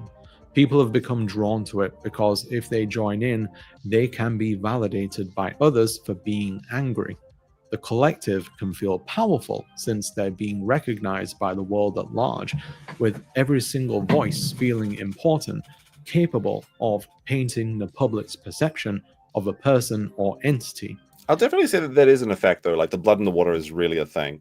And I think in particular, for a lot of these people that I was talking about previously, the ones that stay home all day on their government tugboat and they just look for people to cancel, part of the reason they do that is a psychological defense mechanism as well, because they feel like if they're on the right side, if they're part of the mob, then they're not the person being beaten up. And I think that's why a lot of mob things actually happen, is because if you're part of a group, then you're not the person the group is chasing. It's the allure of power and control, but at the same time, I'm not saying that their rage isn't warranted. Power has its appeal, and in a world where many of us feel like we have little to no power, we sometimes take what we can get. As people have learned what goes into a successful cancellation, it's being used against people who may not actually deserve it as a means of expressing their dislike towards them. This is largely applicable to online figures such as YouTubers and influencers, where if they do something like express an opinion that some people don't agree with or are just ideologically opposed to a group, some will go out of their way to unearth information on them which some might find objectionable, or in some cases they might just fabricate evidence. And since the flow of information on the internet moves so quickly, few will go out of their way to verify whether it's true. We see and react because we don't want to miss out on something. I thought you said that cancel culture doesn't exist, though, and that if someone's getting canceled, it's because they deserve it. What do you mean? All right, this is my favorite. This is my favorite screen. I didn't make this up. This is true. He has a trigger warning, trauma, and ideation. I can understand the trigger warning for like, what does he mean by this? Can somebody explain this? Like trauma, sure, I get it. Now, I think his trauma is probably that the Walmart greeter didn't say that I love you, and welcome to Costco, I love you. He didn't say, he just said, oh, that's sexual abuse. What do you mean ideation? You mean thinking? Imagining things? How is that a trigger warning? Are you worried that your audience might be challenged to think? Holy shit. No, it just says ideation. Since I'm fairly open about where I stand politically and share many of my opinions about a variety of things, understandably, I've been met with some opposition. Oh, no. Because of this, I've had to deal with situations in which people have cherry-picked statements to criticize or recontextualize them in order to make them seem far worse than what was intended. On a couple of occasions, I've had people who have an issue with me completely fabricate information about me, like telling people how they've looked into my history and found something that will end my career and how they'll post it on Reddit. This is but I thought cancel culture didn't exist. Wait a minute, buddy. I thought you said if they're getting cancelled in this, where there's smoke, there's fire, right? What is this? Someone's digging up something in your past. What could they be looking for? Oh my goodness, what's going on? Unique to me, but I've also had long-term supporters and people who support me on Patreon withdraw their pledges because they didn't agree with something I said in a video. Creators have Oh no. Oh no. What's that? You started pandering to an audience and telling them what they wanted to hear, and they started giving you money, and then you tried to tell them something else and they stopped giving you money? Oh no. Oh no, buddy. Oh dear, dear, dear. What a terrible place to be in. They stopped giving you money because you stopped telling them what they wanted to hear. Holy shit. You are truly the world's biggest victim. access to exit surveys on Patreon. It's their money, bro. No, it's his money. That's what the thing. He deserves that money. He earned it by telling them what he wanted. If you subscribe to his Patreon, you're subscribed for life. This is what he wants. This is what these type of people want. They want to make like 5 videos a year, and they want to have a full-time pay for it and just sit on their ass and play like, I don't know, Vanguard or whatever, or Marvel Rivals, where they're gooning to Miss Stu Storm or Venom, I guess. Like, let's see where this goes with this. Where donors can state the reason why they're stopping. And on multiple occasions, I've had people say, sometimes in very cruel ways, how they're pulling their support because I've said something that they didn't entirely agree with. These have been people. Hey, you've got a shit take. I'm not giving you money anymore. How could you? How dare you?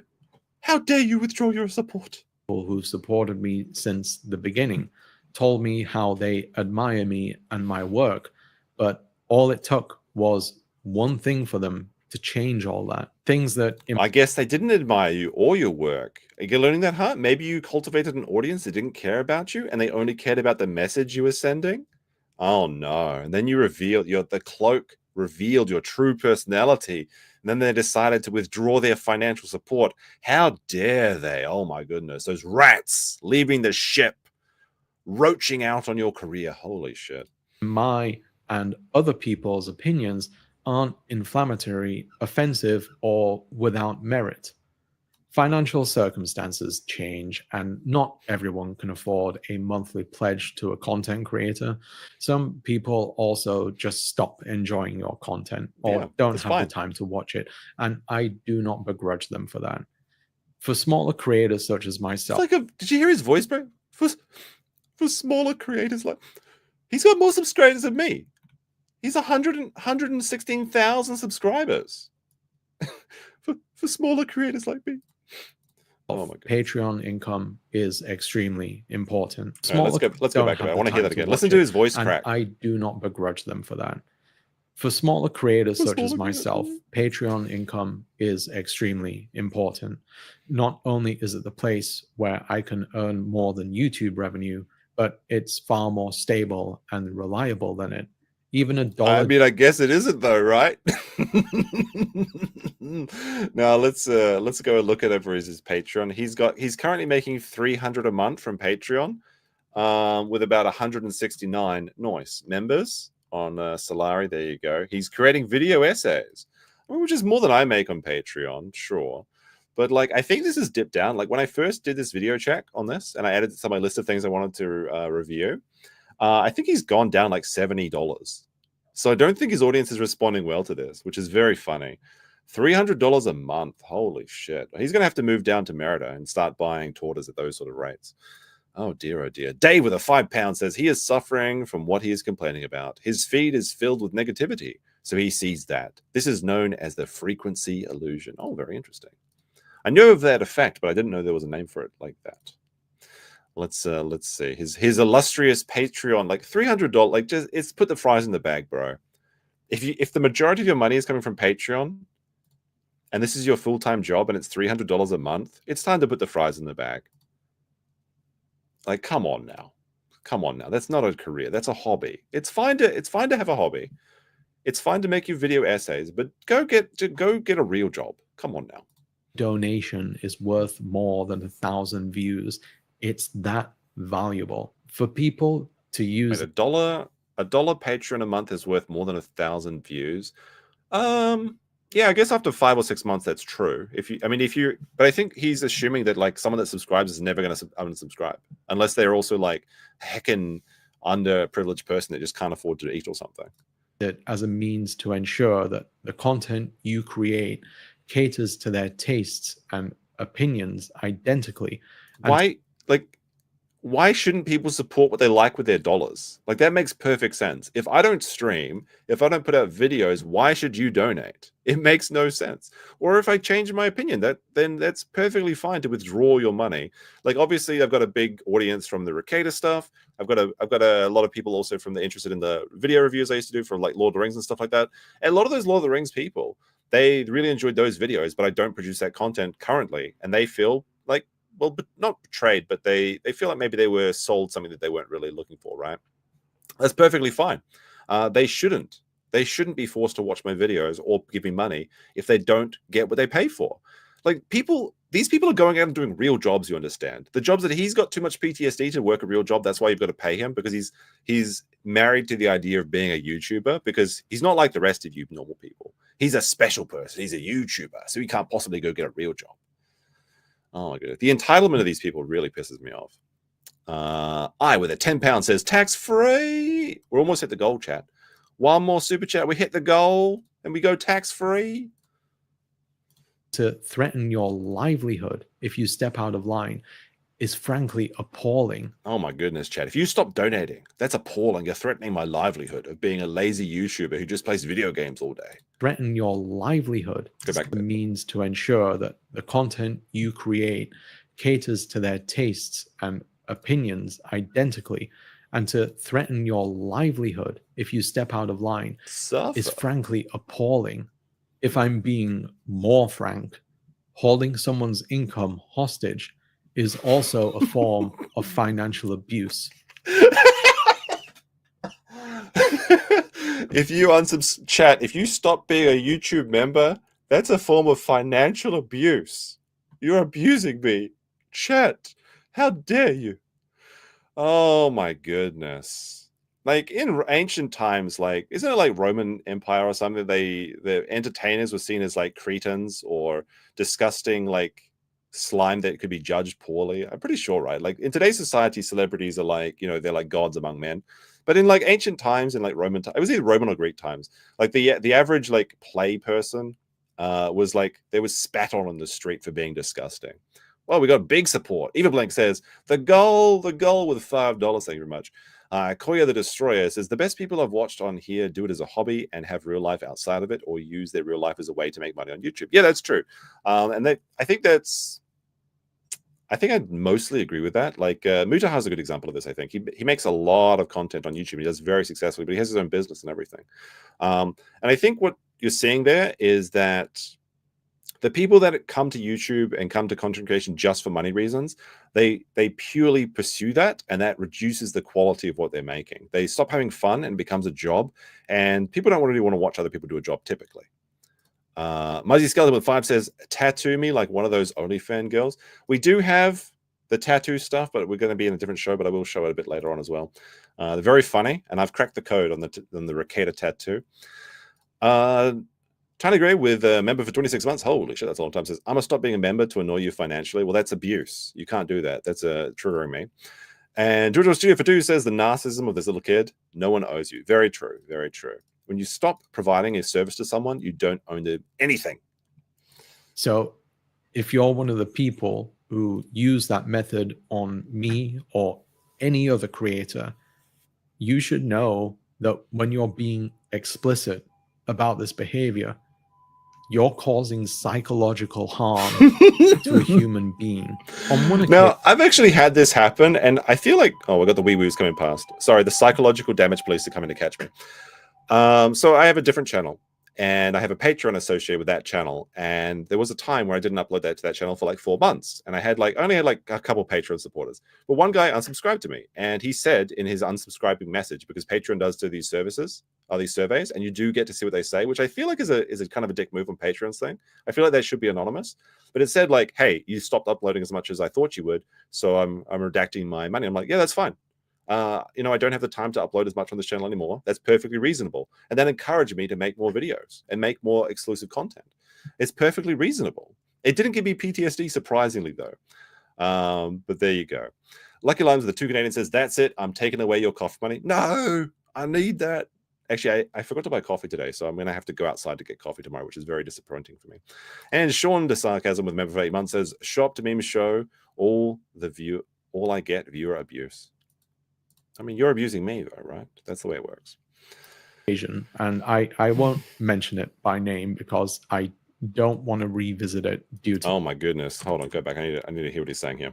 Psychological harm to a human being. On one occasion, and I won't mention it by name because I don't want to revisit it due to the trauma it caused. And I mean legitimate trauma.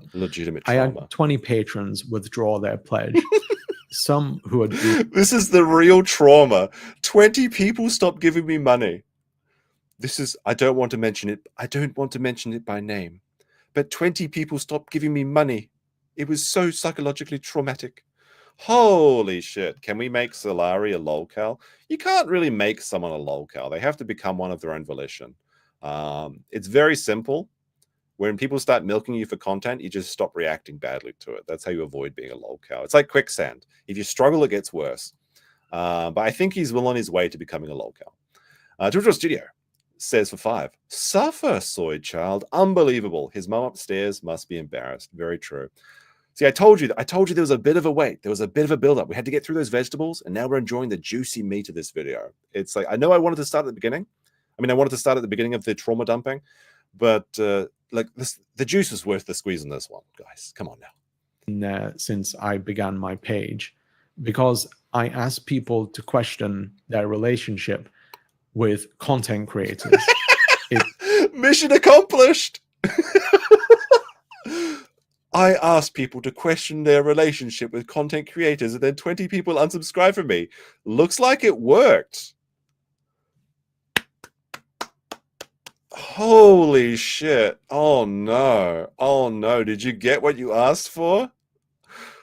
Oh dear. I gotta listen to that. Holy shit, that's too perfect. How did he upload this? Is this a parody? Am I being trolled right now? I don't even know. Barton Bella says he'll be the first against the wall in the communism. Yeah, exactly. I gotta listen to that part again. That's too good. Trauma. I had 20 patrons withdraw their pledge. Oh no. Some who had been there since I began my page, because I asked people to question their relationship with content creators. It turned out that their parasocial connection with some creators was strong enough that what I said angered them, and I no, you pulled the veil. You pulled the veil off, and they realized that, oh, you know what? I don't want to pay you because you're an asshole. Holy shit! You get what you fucking deserve. Oh my god, this guy's such a loser. What a pathetic person. Pack of tea with 20,000 IDR says, you taking his third world money is abuse to me, actually. Oh, this third world money. That's true. I am financially dominating you on that right now, I guess.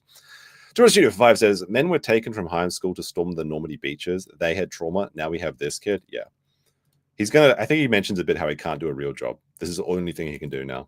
Lost a not insignificant amount of my monthly income. A not insignificant amount of money. All right, well, let's see. So he's got, what, 169 members, $300 a month on his Patreon.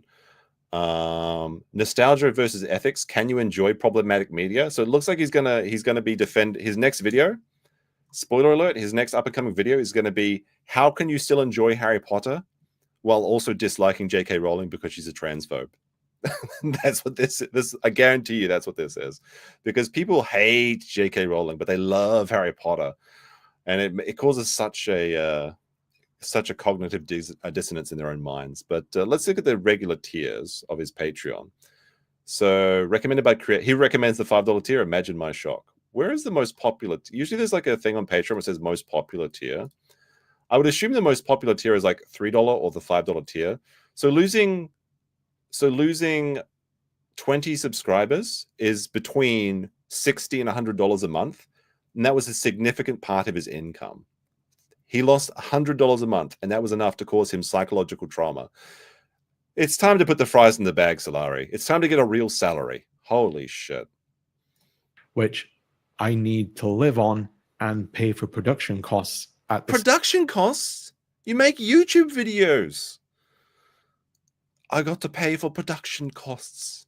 What? So you can have your... If you've got to buy more, like, foam? Their foam is, like, cheap shit. I took it off my background because people were giving me shit for it, actually. But I used to have this too. same time. For a creator with thousands of patrons, that can be an acceptable loss. It should be me. It should have been me. I should be Hassan. I should be... Like, I'm trying to think of, like, leftist... Who are the big lefty people? ContraPoints? Hassan? Destiny? I don't know. It should have been me. I do all the same thing. I wear the flannel shirt too. Why can't you give me more money? Someone like me and other creators like me who's currently surviving on below poverty wages from YouTube revenue. Holy shit. If you're below poverty wages on YouTube, get a job. Get a job. Holy shit. Below poverty, get a fucking job. If you're being paid less than minimum wage, firstly, I don't understand how someone with over 100,000 subscribers could be getting this little money from YouTube. How many views a month is he getting, actually? Let's have a look at his channel stats. Oh, no. All right. No, it makes sense now. He got 16,000 views in the last month. That's bad, buddy. Holy shit, that's bad. He lost 1,000 subscribers this month, too. I think we know when this video got released. And it's gone. And it's gone. I'm not sure this video is working out how you thought it was going to go, buddy. Holy shit. I mean, this makes sense now, I suppose. That is pretty terrible. I don't understand, though, how he can only be getting 16,000 views a month with 100,000 subscribers. It really boggles my mind. Sounds like a skill issue to me. Maybe he should play less Valorant and go get a fucking job. And pledges while being unable to work in a regular job. Why? At the same time, due to PTSD, it was devastating to me. He can't work a real job because of PTSD. Oh my goodness. Holy shit. So, you know what's less... Like, YouTube is actually quite stressful. Like, basing your entire income on whether people shop or not is not a relaxing profession. YouTube has stunning highs, dizzying highs, and... Well, no, stunning highs and dizzying lows. Like, it's up and down and up. It's not, honestly, for the people that are just, like, want a stable life. Like, if you have something like PTSD, especially politics, like a sector where people routinely tell you your ideas are shit, they routinely argue with you and tell you you're wrong. Like, if you want to jump into the arena, you can't be like this. You have to have some skin, some thick skin to do this shit, okay? YouTubing is such an easy job compared to a real job as well. But it is not stable, and there is a lot of stress involved with where your next paycheck is coming from. But I think this guy is wrapped up in the idea that he's too smart, I think. I think that's what he... Like, when I look at him, I think he's like, I'm too smart to stock shelves at night. Because there's a lot of, like, PTSD, fuck off. Like, you can go to a supermarket and stock shelves in the middle of the night where there's no customers and just listen to music where you got your headphones in and you're just putting cans on the wall. That's not a stressful job. But you can't sit on Discord gooning while you're stocking the shelves at Woolworths or something, right? That's why you can't do a real fucking job. I have no sympathy for these people. Overall, I lost a fifth of my monthly income on Patreon. So that proves what I was saying. So I remember him being at $400. So he lost $100. He lost 20 subscribers at $5 a month. He lost 100. So he was living off $500 a month, making his YouTube dream. This is a hobby, buddy. This is a hobby, not a job. All because people got mad at me and decided that it was important to punish me. And to be clear... No, it's not punishing you. They didn't like your takes because you built up an audience of an echo chamber where you were just getting money because you were reaffirming what they already believed. And then you stopped reaffirming what they already believed, and they decided to find someone else because there's so many other people. There's always another YouTuber, buddy. We're not special, okay? Holy shit. And what is the point? Like, what is the point of blurring the entire screen? This could be anything. This could be his goon catalog. He's like, I'm just gonna censor the entire thing so you can't see shit. This is a terrible, terrible infographic. These are the production costs. Kitty with $2 says Wi-Fi money, or I mean production costs. Thank you very much. Much appreciated. Wasn't just patrons. It was also commenters, tweets, DMs. Oh, okay. This is Twitter. Okay. So he's looking at mean tweets on Twitter. Oh my goodness. Discord messages, etc. It was from everywhere. I don't know if any of these patrons or commenters still watch my content or maybe even hate watch it, but if you do, I don't think anyone's watching. That's the issue, bro. You're getting 16,000 views a month. Nobody's watching. And I hope you know who you are. I've wanted to say this for a while now. I'm not angry at you. And look, chatter, you stop paying me money. I'm not angry. I'm just disappointed in you. Oh my God. Fuck off. I try my best to understand where you were coming from. I really did. Come back, baby. However, I can change. I can change, baby. Just come back. Please give me $5 a month for my exclusive Patreon content. Oh my goodness. What you did and what some of you said has left some cycle. Look, wait, we got to go to full screen. Look at the cope swallow. What some of you said has left some psychological scars. Psychological scars. Oh my goodness. Do you feel it too, chat? The phantom pain? Oh my goodness. You feel it too, right? On me. Suffer? Yeah. He's suffering, probably boy. never go Suffering. away. You also hurt my wife, a bystander who didn't understand. Wife? Now, this is the biggest twist of the video. So, wife? Wait a second. Wait a second. I don't think. Wait, what? Wife? That's a twist I did not see coming in this video. You could have fooled me there. I thought he was going to say his wife's boyfriend or something. And why people were so angry because she wasn't involved in this sphere. Why are you showing your wife your YouTube comments? Am I wrong? That seems weird.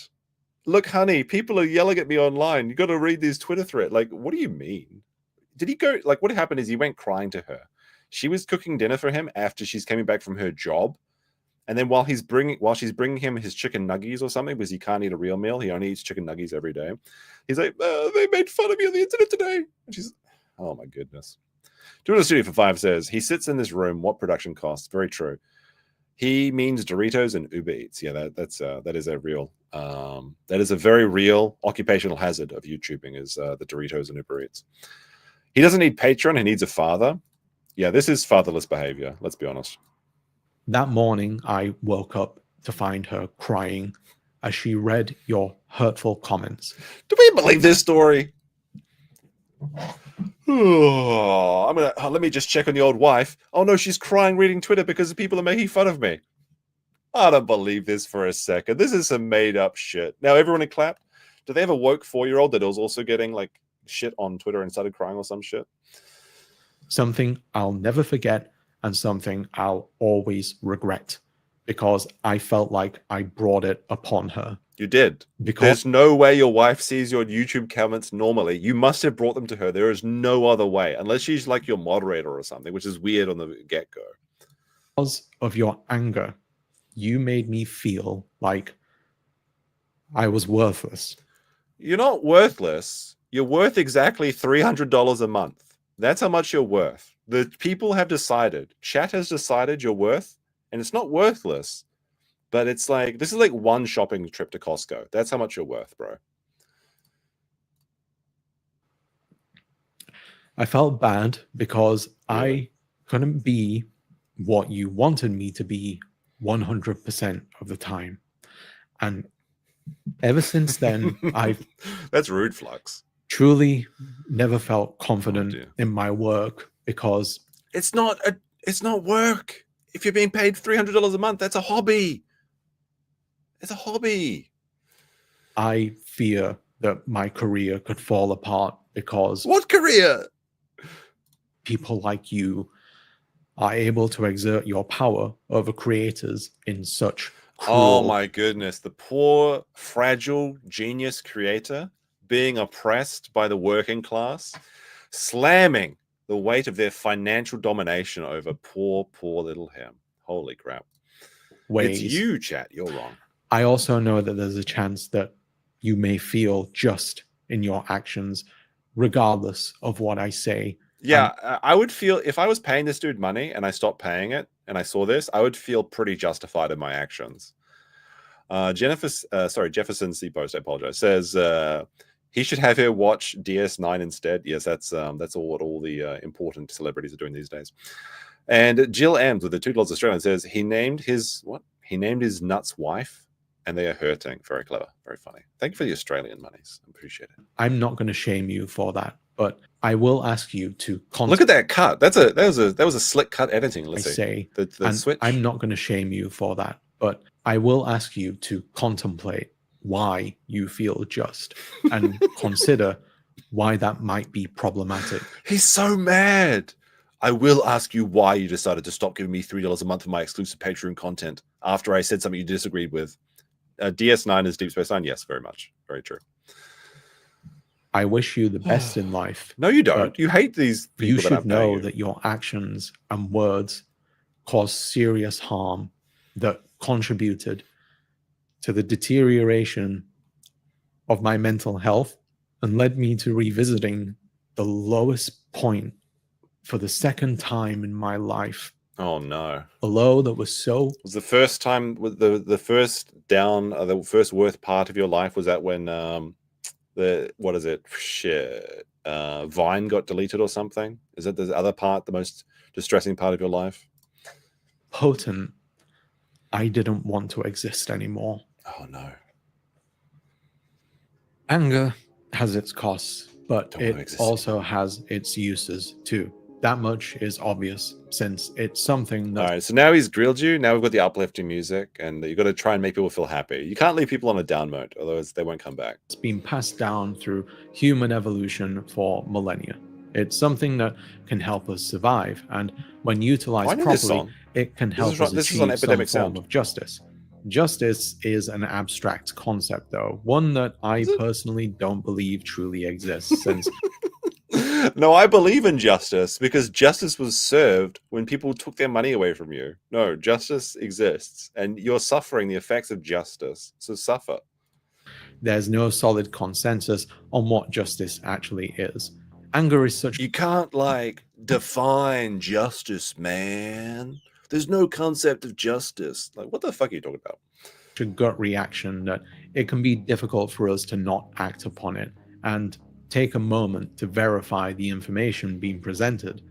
It doesn't help that many of us look for reasons to be angry, and in some ways, I can't blame them. The world's a bit of a mess, the economy's rigged against average people, many of us will never retire, the planet's on fire, and every single day we learn about how something else is going wrong. It's an endless shit show, and it helps when we have something concrete to direct our anger towards. It helps even more when the thing that we're angry at recognizes our anger, which is why if James Corden ever replies to my hate DMs, I can... Wait, so he's sending this dude death threats? Who's James Corden? That name sounds familiar. Is that a politician in the UK? James Corden. James Corden. Oh, he's a comedian? Wait, this guy's like...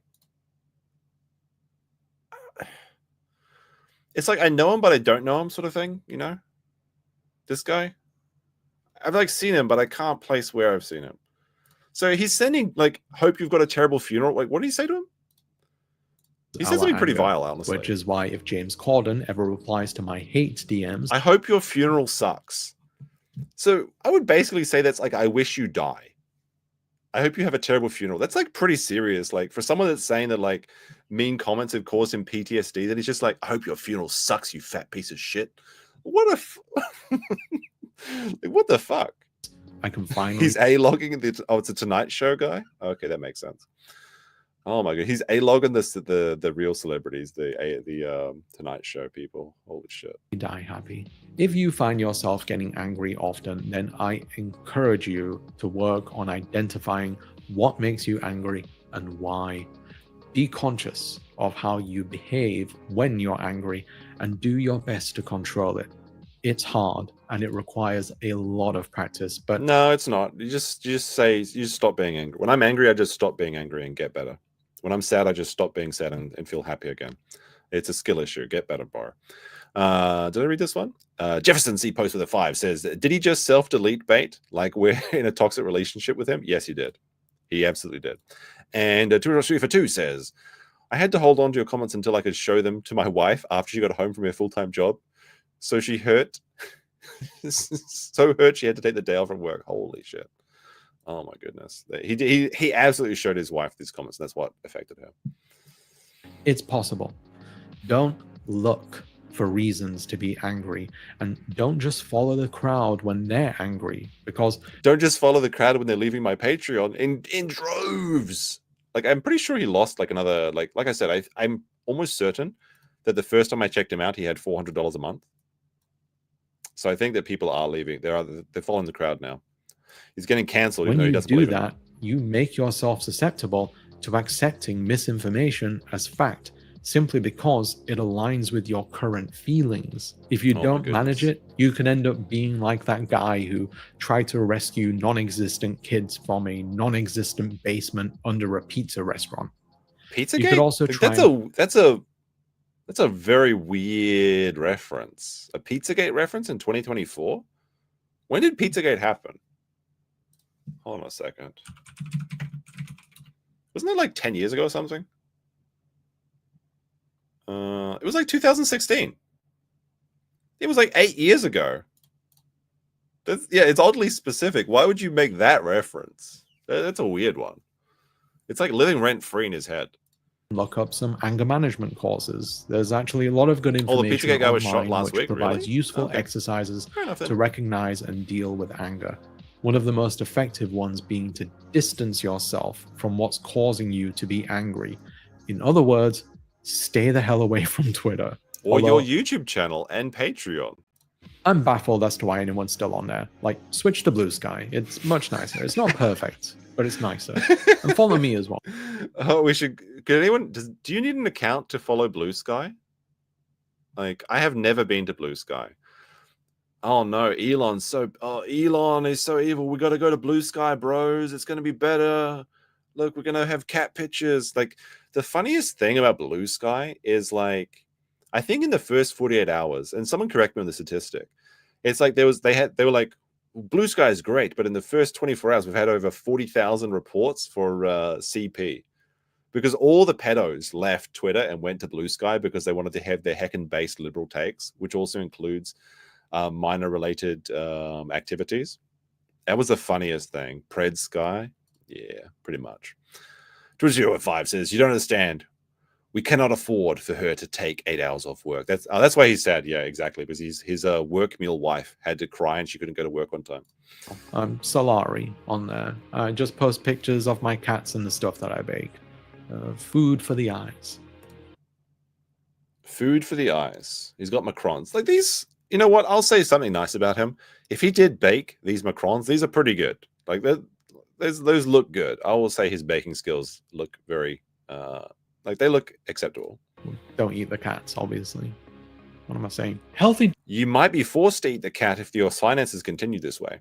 Discourse is a good thing, and it's great when people can have a meaningful discussion about the stuff that matters. But when you reach your twilight years and when you reminisce on your 20s and 30s, do you really want to think about all the time that you spent arguing with strangers on the internet who are never going to listen to you anyway?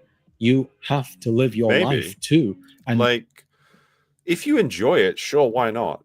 Like, oh no, you get to be 80 years old and you reminisce on some days that you enjoyed. Imagine that. Like, yeah, maybe I will. I've had some very fun arguments online. It's like, why would I look back negatively on the time I enjoyed? Oh man, why wasn't I out running on mountaintops and painting with my Asian partner in the stock footage video? I've ruined my life. I was on Twitter instead.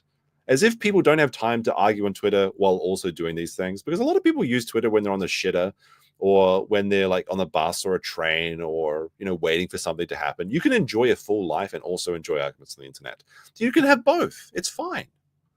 I mean, I personally actually really do enjoy hiking, but I'm very sad because I just got financially dominated, apparently. Well, not really, but my ski trip was canceled. So I'm very sad about that. I was going to go snowboarding and skiing on February 1st, and now it's been canceled. So I guess I'll just spend time online making fun of people or something to feel better about myself. I'm really kind of down about that because I haven't been over a year almost since I went skiing last. Very sad for me. Try to be happy because you do deserve it. We can't control how other people feel, but we can That sounds like a skill issue. I think I can work on controlling our own feelings. It ain't easy, but it's possible. And believe me when I say I speak from experience, because I haven't always been this chill. I've never raised my hand against anyone, but This looks like the kind of man that raises his hand against a woman. He's like, this guy gives me that feminist vibe, you know, the feminist that is the predator at the feminist convention, and then he hits the person. Like, you know, lesbian relationships, there's always a very aggressive ending. I feel like he's in that relationship. He's the lesbian that gets aggressive. I doubt it that he hasn't raised his hand in anger against someone. I used to have problems with anger. And see, he used to have problems with anger. He absolutely hit someone in his past. You telling me he never got into a fight? He never slapped a bitch? Come on now. It cost me a lot. It cost you about $100 a month. We know. Good friendships with people that I really cared about because I felt my anger was more important. I am getting a little bit of my Montoya connection vibes with them. So. And with hindsight, I can say that I was wrong. We've all done something like this, and we all regret it in some way. Without a doubt, I'm no exception. So be well, take care, try your best. Thanks for watching. Oh, Sorry. Man, the payoff was pretty good there, you have to admit. Now the question is, do we want to watch more? Do we want to see why this YouTube or why being a YouTuber is hell unless you're huge? Because that one looks pretty good. That one looks pretty good. Oh wait, I gotta change this thing so I don't give him any ad revenue. Well, actually, I'm just changing to my YouTube Premium account, so it does give him premium content, but whatever. This video is sponsored. There we go. He looks very sad in the thumbnail, so I think it's going to be a good one. All right, there we go. Does the chat want to see another video? We have to watch this one on 1.25 speed. I'll tell you what. I'm going to go to the bathroom. I'm going to put up a poll. I'm going to play tax-free because we hit the goal. God bless the goal. So you get your tax-free. And when I get back, I'll let chat decide. It's a legally binding poll. So let's see. Watch one more. There we go. I'll be right back. Let me load up the tax-free for you, though. Oh, my goodness. Oh, wait, before we go into this, let's just play. I'll show you this. I will show you this. So when it rains, it pours, and Nick Ricada, my boy, Nick Ricada, showed up today on Camelot's stream, and I'll just show you the first thing he did. This is outrageous. Look at this. Already found it. Like, I'm not tagged or whatever, but they found it in the reel. So I got it. They're watching you. They're watching. The first thing he does when he gets on his stream. It's really low. It's down here. I got, oh shit. Look at that. He's got a new tramp stamp, but he got it on the front. Now, this is going to take he's got the womb tattoo. So Camelot, he's like the gayest guy on YouTube. He's looking there saying, what the fuck?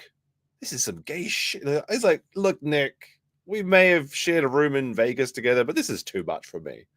This is too much for thee. Now, what is this? Well, I can show you what this is a little bit. Because I'm something of an expert.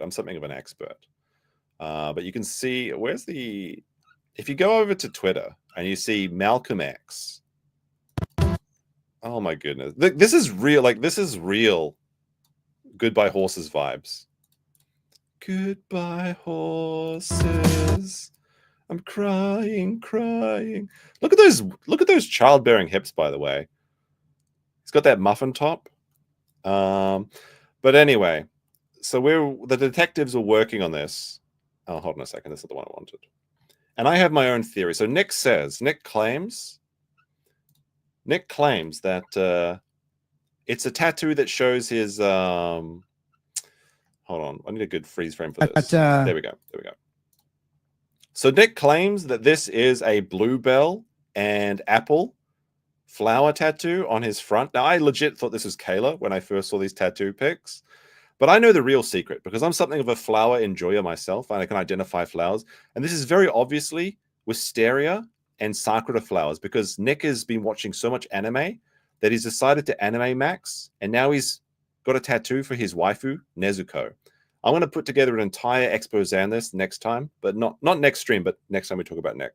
But that's what's going to come up. Like, there's a whole. I've got to go through the entire thing and see if there's any good content. I'm kind of curious what the tattoo. I mean, sorry, what the comments are saying. Nick Tramp Stamp. What a crappy interview. How long are you going to be on Jenny duty? Nick should not stream at all. Oh my goodness. Like, instead of paying his mortgage, instead of looking after his kids, he decided to go get another tattoo. So we'll have to review. He's also got his Gyarados tattoo on his arm, but he's definitely got an anime tattoo. That's exactly what's happening here. So anyway, I'm going to be right back after I get the video loaded. But like I said, I'm going to have to go in depth and see if there's any good clippable content there. But yeah, I'll be back after the song. My Zannies, my hookers, be right back, chat. Super chats too. Hit that button, cause every single super chat I got it tax-free, tax-free. Take out your pill bottles, shake your pills, because it's gonna be tax-free, tax-free, tax-free. Tell your wiggies that we got it. Tax-free in my little tin shack. Cats flying in tornadoes.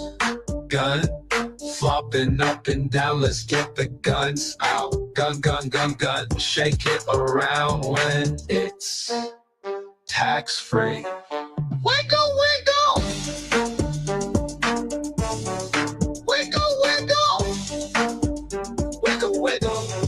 Wiggle, wiggle. It's a tip, so it's tax-free.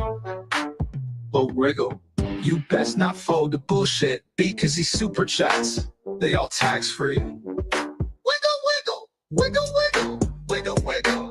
Yo, Faith, don't make me say it. Squeeze! Child support, Faith, it's tax-free. Compass sneed, cause it's tax-free. That's right, bitch. Now kiss my Gucci hat. I said kiss it. It's authentic, bitch. It's time to gun out. Shake your gun like you mean it. Wiggle, wiggle. Welcome to the kill street. This song. Wiggle, wiggle.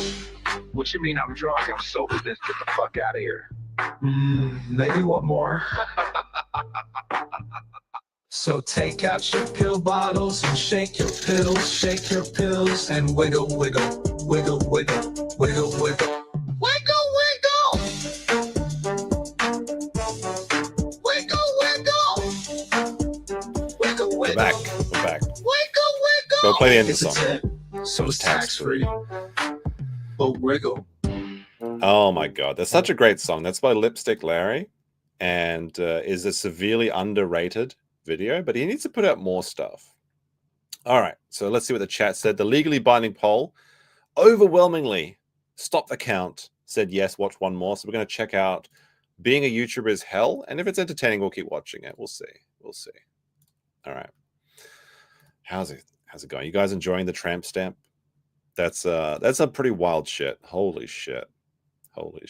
Like, I honestly thought that was a woman when someone sent me the picture. I was like, what the fuck are you talking about? So yeah, there's like, when it rains, it pours, and then there'll be more Nick stuff. But we got some other topics to go over first. I know you guys are looking forward to it, but you've got to wait. We've got to see if he spurgs out over the next couple of days before we go back to him, right? I feel like every time I do a big show about Nick, then he does something retarded the next day, and I feel sad because I didn't include it in the previous one. All right, so this one's called Being a YouTuber is Hell Unless You're Huge. Now, I'm going to tell you right now, being a YouTuber is not hell. It's actually very fun. It's great, in fact, and it's much better than any other job that I've ever worked. I love doing YouTube content. Now, streaming is my hobby, but I have other channels and I do other content-related stuff for YouTube. Not in working for YouTube, but for other YouTubers. And let me tell you, being able to set my own hours is amazing. I love being able to sleep in. I love being able to get up and then start working or go out, do my shopping while everyone else is at work, while all the trains are busy. Everyone else is, I get the short lines. I can go places. I can take a holiday anytime I want. Now, if I take a holiday, then obviously I'm not going to get paid for it. That's the cost. But it's much better than having to have a boss. It's much better than having to wait in traffic during rush hour. I hate traffic. I hate rush hour. So being a YouTuber is amazing. And being a small YouTuber is also amazing because I'm a tiny, tiny YouTuber. But somehow I guess I'm making more than this guy with 116,000 subscribers. Maybe they're bored. Who can say? Yeah, I was gone for 2 weeks, but, you know, it happens. It happens. I appreciate that everyone come back. So that was nice. And Shiloh with an $8. Thank you very much. Shiloh was the name of the cat that my roommate in university stole when she moved. She was a very strange woman that made corsets. But we called it the dribble cat, but she named her Shiloh after she stole somebody's cat. Unbelievable. So let's see. We're going to watch this on 1.25 speed, I think, because I know everyone's got families to get back to. This video is sponsored by Babbel. Putting that, like, don't put the sponsor right at the beginning of the video. Like, at least get people comfortable, like a 5 minutes in or something. Come on now. Salari. This is where the editing costs are going towards. August 7th, 2021, 9:55 a.m. The moment. Wait, so this is the day that he made 100,000 subscribers. 3 years ago. Wait, no, this would be it's like 4 years ago, right? And he has only grown by 16,000 in that time. My channel reached 100,000 subscribers. The moment I thought would never come, but it happened. And I remember watching that number tick over the magic threshold as clear as day. I was there with my wife. She congratulated me and said that we should celebrate. A few days later, Is the wife the cat? Is that the twist on this one? Look, he's already crying. Look, you can see his eyes are red. This guy's not doing so well. This video is sponsored by Stonies. got verified, and that fancy little check mark appeared next to my channel name, letting everyone know He's been in tears. Like, look at this. I'm gonna open up the crime lab again, guys. Look at this. Look at this. Look at these tears.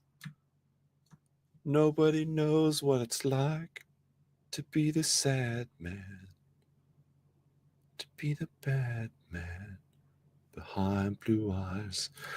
Oh my goodness. Oh, he's so sad. So performative. And look at the cat. Like, the cat is just like, hold on. Let me go down. The cat is just so chill. This is the chiller. This is a really cool cat. I love this cat. Oh my goodness. This is cats can't control who their owners are. We can't blame Mr. Pudding Cat over here. He's got those put those glasses, those cool glasses on him. There we go. Well, they don't really work, do they? Because it's like black on black. Not violence, but color. So I'll try and make it like that so we can see them. There we go. It's a cool looking cat. There we go. Oh dear. people watch my stuff. A couple of months afterwards, I received my Silver Play button, the award that YouTube gives out to creators for achieving 100,000 subscribers. I'm like so far away from 100,000 subscribers. I feel like it would never happen as well. But I've kind of reconciled with that fact, and I'm okay with it because I seem to be doing a lot better than a lot of other people. Like, I wonder if it's a skill issue or if people are just like actually retarded. Like sometimes. In-laws took me, my wife, and a couple of friends out to a nice restaurant to celebrate. Wait a minute. Wait a second. I didn't notice this. That's an interesting tie. Wait a second. Did anyone notice this before? Like, the keyboard is a little bit sus in the last video. Wait a second. Wait, let's not be stupid. Is it an interesting choice? That's an interesting choice of coloring. I think I know what happened here is he probably put out a video that was very supportive of trans beliefs, and he got all his money and subscribers from that, and then he just like, I don't want to make the training videos anymore. I want to talk about other stuff, and like, no, now you get no money. They asked me to bring the award with me, which I felt kind of stupid having it on display, but I kept it in its box and on the seat next to me, so it didn't get too much attention. I started out making YouTube videos as a hobby. I just quit my job after moving back to... It's still a hobby, bro. It's still a hobby. You're only making $300 a month. Charlotte, North Carolina, and didn't really know what to do next. So I thought, hey, you like watching video essays, I like talking about media and social issues, and I have a degree in TV production, so why not make a go for it? I started out making videos analyzing shows and movies that I thought were worth talking about, and I had a lot of fun doing it. My good friend Karashu, who works in the VFX industry, even lended me a hand in making some amazing graphics to add to the production value, something which... These are actually pretty good intros. I think this is where all his money went. He says his friend made it for him, but you know what? To be fair, I think these intros are pretty good, but the problem is you don't make money from intros. You need to have content that people want to watch. Aspenform with 2 also says, Size Me Cat wasn't my bingo card for this video. It was a very cute cat. I like the cat. I could never thank him enough for. I was pretty green. Wait a second. What did that say? So you got community. To add to the production value, something which I could. Personas 5 female objectification. Never thank him video enough by for. Salari. I was pretty green back then, and I hadn't worked on my voice yet. I tended to sound like an audible sleeping pill, but I learned as I went along and had a lot of fun doing so. My views were garbage. I barely get 100 views on each videos, and on the rare occasion. Oh, when he said my views, I thought he meant his opinions, and I was ready to agree with him. His views are garbage. But then he means like my views, like I was getting 100 views a video or something. I was like, oh, okay, I understand it. Yes, I agree though that his views are garbage in both sense of the word. I'd get like 1,000 or so, but it was what it was. And like, to be honest, getting 1,000 views on a video isn't bad. Like if you're doing content people want to support, you can make a career from 1,000 views a video. Like if you think about it, like if you got like 1,000 people to come to see your speech or something, that's pretty impressive. To get 1,000 views, assuming they're not leaving immediately, is not like a small feat. Like it is respectable, but it's a bit embarrassing for him. I managed to get my first copyright strike when I made a video defending the last 2 episodes of Neon Genesis Evangelion, and despite only having 141 views and abiding by fair use laws, Studio Kara felt it was necessary to manually take it down. Yeah, Japanese companies are very litigious with copyright claims. Fair use in the way it works in the West isn't really applicable in Japan, and they do go out of their way to silence even positive content. So that is a thing that you have to worry about, and you have to counterclaim those videos if you do Japanese reviews and things. That means that someone at the studio saw the video and felt that it was going a bit too far. I look back on those days fondly because I could basically do whatever I wanted, so long as you can still do whatever you want. I didn't break YouTube's rules. I wasn't beholden to the algorithm or an audience. I didn't have to worry about taking too long between videos. I felt... So he's lazy. He's lazy. Actually, let's have a look. Let's have a look at his... How often does he upload? He's got 84 videos. How long has his channel's been up? He said he's... Wait, 84 videos is not very much at all. Let's see. 3 weeks ago, 2 months ago, 1 month. So he does 1 video a month. He wants to make 1 video a month and live off that. And you can do that, but they have to be fucking bangers of videos to live off for 1 video a month. Like there are people out there grinding that put out 1 video a day. You got people at the quartering grifting for like 4 videos a day. He's like just taka. Like have some work ethic. I think this guy just wants to retire like as a child. Jojo Studio with the 2 says Cat is more of a man than he is, and it's a PY. It's a PY. I don't know what the PY is, but the cat is pretty adorable. Very, very masculine energy coming from the cat. Free. One day, though, things changed. I woke up one morning and saw hundreds of notifications on my phone for comments on a video that I made called Talent Belongs to the Beautiful, where I look at how people find it hard to perceive ugly people as talented because... That's good. If you're getting hundreds of comments on a video, that's good. You should be happy about this. Of media conditioning. Turns out that the algorithm all of a sudden decided to bless me with views, and throughout the next few days I watched the view count go from tens of thousands to over 100,000 and beyond. Nice. And the comments came flooding in with praise, people having discussions, asking how it's possible that my channel doesn't have more subscribers and so forth. I even got angry commenters who were upset at me saying that women have to live up to higher standards than men, and those that didn't appreciate me saying that Lindsay Sterling sucks, which, to be clear, she still does. So this one is David, and if you can't tell, it's David. I don't know who this person is, but okay, apparently she sucks. I don't know, it seems like she does violin stuff. It's kind of cool. I don't know, I like violins. Karoya the Destroyer with another 2 says, DSP is less wimpy and has more work ethic than him. Yeah, say what you want about Phil, but he's a hard worker. Well, kind of. David Bowie, because it's a bow. Shortly after that, another video that I released prior to this started taking off, a one-off documentary and long-term passion project I made called Under Neon Loneliness, a video about the loneliness epidemic in Japan, which has been caused by the clash of Japanese culture and late-stage capitalism. I spent over 6 months... Okay. I might have to watch that video myself at some point. So that's this video, Why the Japanese Are Lonely. Looks like he changed the title of this documentary. It looks like it got 1 million views. So it looks like he was a flash in the pan. He did 1 or 2 big videos and he thought it was a career. and then he bought the farm basically. Unfortunate. Late stage capitalism. No, Japan isn't lonely because of late stage capitalism. It's there is a problem of Japanese loneliness, and there is a problem with overworking culture, but that's a societal issue. It's not late stage capitalism. In fact, Japan is a much more socialist country than America in many, many ways. Making this video pretty much entirely by myself. That's the gate box. So I know about this. I know a little bit about this. I spent over 6 months making this video. So this is the gate box. It's basically a holographic waifu printer. Pretty much entirely by... So this is your digital girlfriend. The Japanese were doing digital VTuber girlfriends before anyone. And this thing controls, it controls your room's air conditioner and turns on the lights for you. And it says like, it says like, oh, welcome back, honey. How was your job? And she sends you messages throughout the day. And it was a very funny ad we watched for this, where it's like a lonely guy's working, and then he's going back to his digital girlfriend, and he's like saying, "Oh, the days don't seem so lonely anymore. Coming back to someone like you." Then some guy actually married one of these gate boxes. Unfortunately, the service was discontinued, and now his digital wife is lost in digital limbo. A very funny story. We might have to take another look at that at some time. But that was the gate box. I remember that. Myself, with the exception of my friend Karashu making the graphics. It required an intense amount of research, scouring for footage, talking to people, finding translations, etc. I had always wanted to really dive into the subject that I found so fascinating, so I wanted to do it justice. And more than anything, I wanted to make sure that I didn't come across as an ignorant Westerner who's misinformed about another country's culture. To this date, it's the video I am most proud of and my most successful video. When it first came out, it got less than 2,000 views, so I was pretty heartbroken given the amount of effort that I put into it.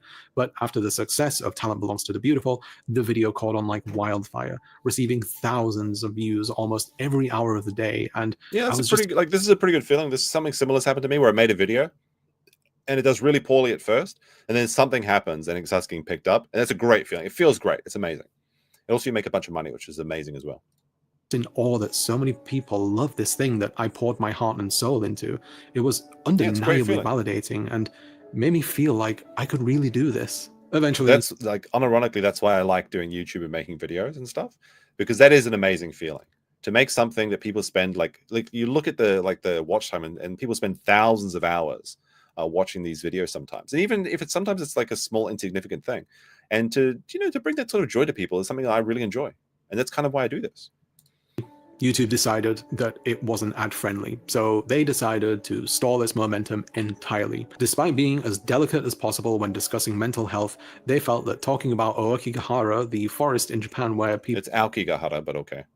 Infamously go to end their life wasn't something that advertisers would like to associate with. So it went from getting thousands of views per hour to just tens of views per hour. Okay, so what he's talking about here is Aokigahara is known as a suicide forest, and people go there to self-delete themselves, which is pointless for me to say self-deletion since I already said what this forest name was. But yeah, if YouTube decides that something is not advertiser friendly, it goes into a yellow tick or into a red tick. And that means it's been demonetized or it's been limited on ads. And videos that are limited on ads get less views. So basically, he made a video with a topic that he really cared about, but it had something controversial in it. And as a result, YouTube censored him and he got less views. Unfortunate, it happens, but that's the name of the game. And if this is truly a passion project, maybe you don't need to worry about the views. You don't need to worry about the money because you're doing it for you, right? That's the essence of a passion project. It seems like you're upset because you're visualizing this bag you could have got. You can always remove the video and upload a censored version of it. There's nothing wrong with re-uploading that sort of stuff. Just like that. It was on its way to becoming my first video that would reach over 1 million views. And maybe it did reach over 1 million views. Look at that. It's got 1 million views. Maybe it will one day, but I'm not going to hold my breath. Also, another YouTube channel, Paolo from Tokyo, found that I used footage from his videos in mine. I made sure they were fair use, no clips longer than 7 seconds. Yeah, Paolo from Tokyo is one of the biggest YouTubers in Japan. And he does like daily life stuff. It's actually really interesting. He has like a video where he'll follow around like the life of a female delivery worker or something. It's kind of like, it's not really stuff that I watch typically, but he does a lot of good stuff. He works really hard too. No audio used, completely transformative, but despite that, it didn't matter. I tried to appeal it, but they said no. I tried again, another no. I asked YouTube. Okay, so it looks like... Okay, so he used content from another YouTuber, and like big YouTube channels like Polo from Tokyo, they're managed by different groups, and they send out automated copyright strikes and stuff. But it looks like what's happening is the ad revenue is being paid to the owner, and it's not actually removing his video from the system. It's just the ad revenue is being paid for it. So yeah, you can still select. You can still dispute these though. Like he still has the action that you can do another dispute. And they wouldn't intervene. And they said that my only option at this point would be litigation. But like most small creators, I can't afford to enter a legal battle with a channel with millions of subscribers. So from there on out, any revenue that I would earn from that video that I made... He's being disingenuous here, actually, because you can... there are ethical methods. I won't go into them, though, because some people can abuse those methods. So I don't want to kind of bring a light to that. ...made would go straight to Paolo, despite using less than 1 minute of his footage throughout a video that's nearly an hour long, some of which included graphics that I made. So technically, he was copyright claiming imagery that I created. However, to be fair, what he's saying here is actually true. If he did indeed use Paulo's video and then transformed it, it does become his copyright. So then Paulo is incorrectly monetizing his video. It sounds like he was afraid of disputing it, because a lot of YouTubers get afraid when they get a copyright claim, because when like these big words come up and say like you know, if you put an incorrect copyright claim, your channel could be terminated. It sounds like he chickened out and didn't stand up for his gumption. And if he truly did use transformatively, you got to keep disputing. Just keep disputing it. If you're in the right, keep disputing it. But it sounds like he chickened out.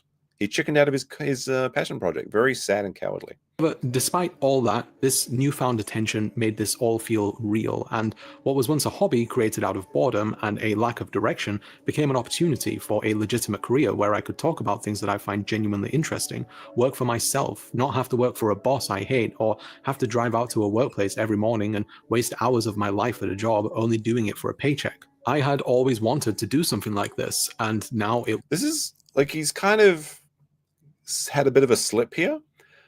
Work is wasting hours of his life for a paycheck. Now, a lot of people do kind of think something similar, but if your work, if you consider what you're doing for work is a waste of your life, then you're not in the right job. If you find something you love, you won't feel like you're working a day in the life, is what they say, right? But I think this guy subconsciously associates all work with wasting his life. And now that the YouTube has become a job, that's the real problem here, is that he's wasting his life even just doing YouTube, something he used to enjoy, because he made it his job. I think that's the real issue here. Was becoming real. The views kept coming in with each new video, the subscriber count grew, I started getting supporters on Patreon, and sponsors were interested in me. I even got people asking for merch, which, if I'm perfectly honest, I have no idea what the hell... You can't spell parasocial without Salari. Jesus Christ. No wonder people are unsubscribing from his Patreons in droves. Holy shit, buddy. Well, that would be, and it's probably never going to happen. I still find it hard to believe that I reached this point. It feels nothing short of a miracle. Over time, I've learned that this level of YouTube, of content creating, is an agonizing battle to maintain viewers and appeal to an all-powerful algorithm. A thing with... Again, if you replace algorithm with audience in your vocabulary, things make a little bit more sense. You're not trying to appease the algorithm. You're trying to appease an audience. Which no one truly understands. It requires guessing. Last Imperial. I'm going to be talking about Pirate. That's probably the next topic I do, but it just requires more preparatory work. But yes, I will be talking about Pirate software soon. What a robot wants, which... Is he actually banning people, though? Like, I know he's sent out copyright claims before in the past. But is he actually like banning people that are actively talking about it now? I know he's reporting people to Twitch, but on YouTube as well. That just makes me want to talk about it more. Turn is guessing what people want. It almost sounds like the plot from some horrible dystopian sci-fi novel, but it's very, very real. And trying to figure out what it wants dominates almost every waking hour of content creators such as myself. And what the YouTube algorithm / audience wants is to be entertained. It wants to be entertained. That's the only answer. Now, you have to find, the trick is to find something that you enjoy making that also people enjoy watching. Sometimes you make something that's for you and people aren't going to watch, right? Like the Stonies commercial that I made, even though it's very popular, I made that for me, and kind of I made it for Sean as well, because me and Sean were kind of joking about it. I didn't expect that to get a lot of views, and it didn't as a standalone video, but it got a lot of views in people playing it on their streams. Like, you know, basically everyone played on their shows. So that's like a great example of where something you find that you enjoy, that the audience also enjoys. That was a bit of a surprise for me that people received it so well, actually. So I had a lot of fun with that. and many others on a similar level. I've begun to feel very insecure in my work, my emotional state, and in my financial future. YouTube simply does not pay out enough unless you fill your videos with ads. Sponsors can often be stingy, and it can be hard to convince people to part ways with their hard-earned cash just to support a smaller creator. There's a constant fear of videos being copyrighted. This is a good example. Jefferson C. Post. He says, electrician here, I actually enjoy fixing issues. Yeah, work actually feels good if you're doing what you enjoy. And I have never done any electrician work, but I can imagine that actually fixing people's problems, having them happy to see you, fixing their lives, like, because the power is like so integral to their entire lives right now, that would probably be very rewarding. It's also very dangerous. Like, I wouldn't want to be an electrician. I've seen too many people get electrocuted on like live leak videos. It kind of scares the hell out of me. I remember talking to a guy that was an apprentice for an electrician, and he said that him and his apprentice just kept like a wooden block next to each other that they would use to push each other off if they like started getting like zapped or something. They're like, that's not for me. It's not for me. Claimed, or being demonetized for content that isn't ad-friendly, something which YouTube refused to properly define or even tell you what the issue is when your video is flagged. Now, this is frustrating. Definitely it is frustrating trying to work around YouTube's guidelines. But there you go. You've got Patreon. And at one point, he had at least a couple hundred people on his Patreon. What you do is you upload the YouTube-friendly version and the Patreon version. And then you can do both things that gain money and views on YouTube. And also the more raunchy or whatever you want to, like the more spicy content you can put on Patreon. And then don't have to worry about censorship over there. But I think this guy's just complaining because he's not getting much. It sounds like he's just upset that he's not getting more attention.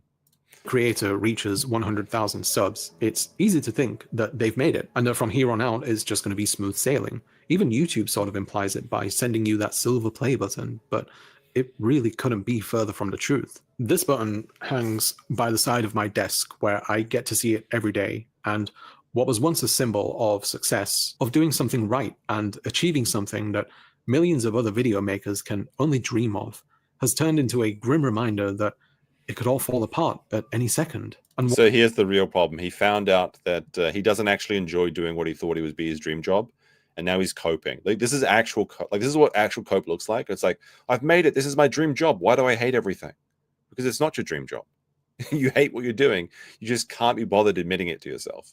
Or you're too afraid to admit it because you want to be special. You want to be a special, unique YouTuber that isn't like a regular person that has to get up and go to work. This is what actual cognitive dissonance looks like in the brain. What a person might believe is the beginning of something amazing. Don't forget you're here forever. That's the Simpsons meme for the night. That's I love that sign, but that's such a good episode. Don't forget you're here forever. I want to print out one of those signs, actually. I ironically want to put that in my office.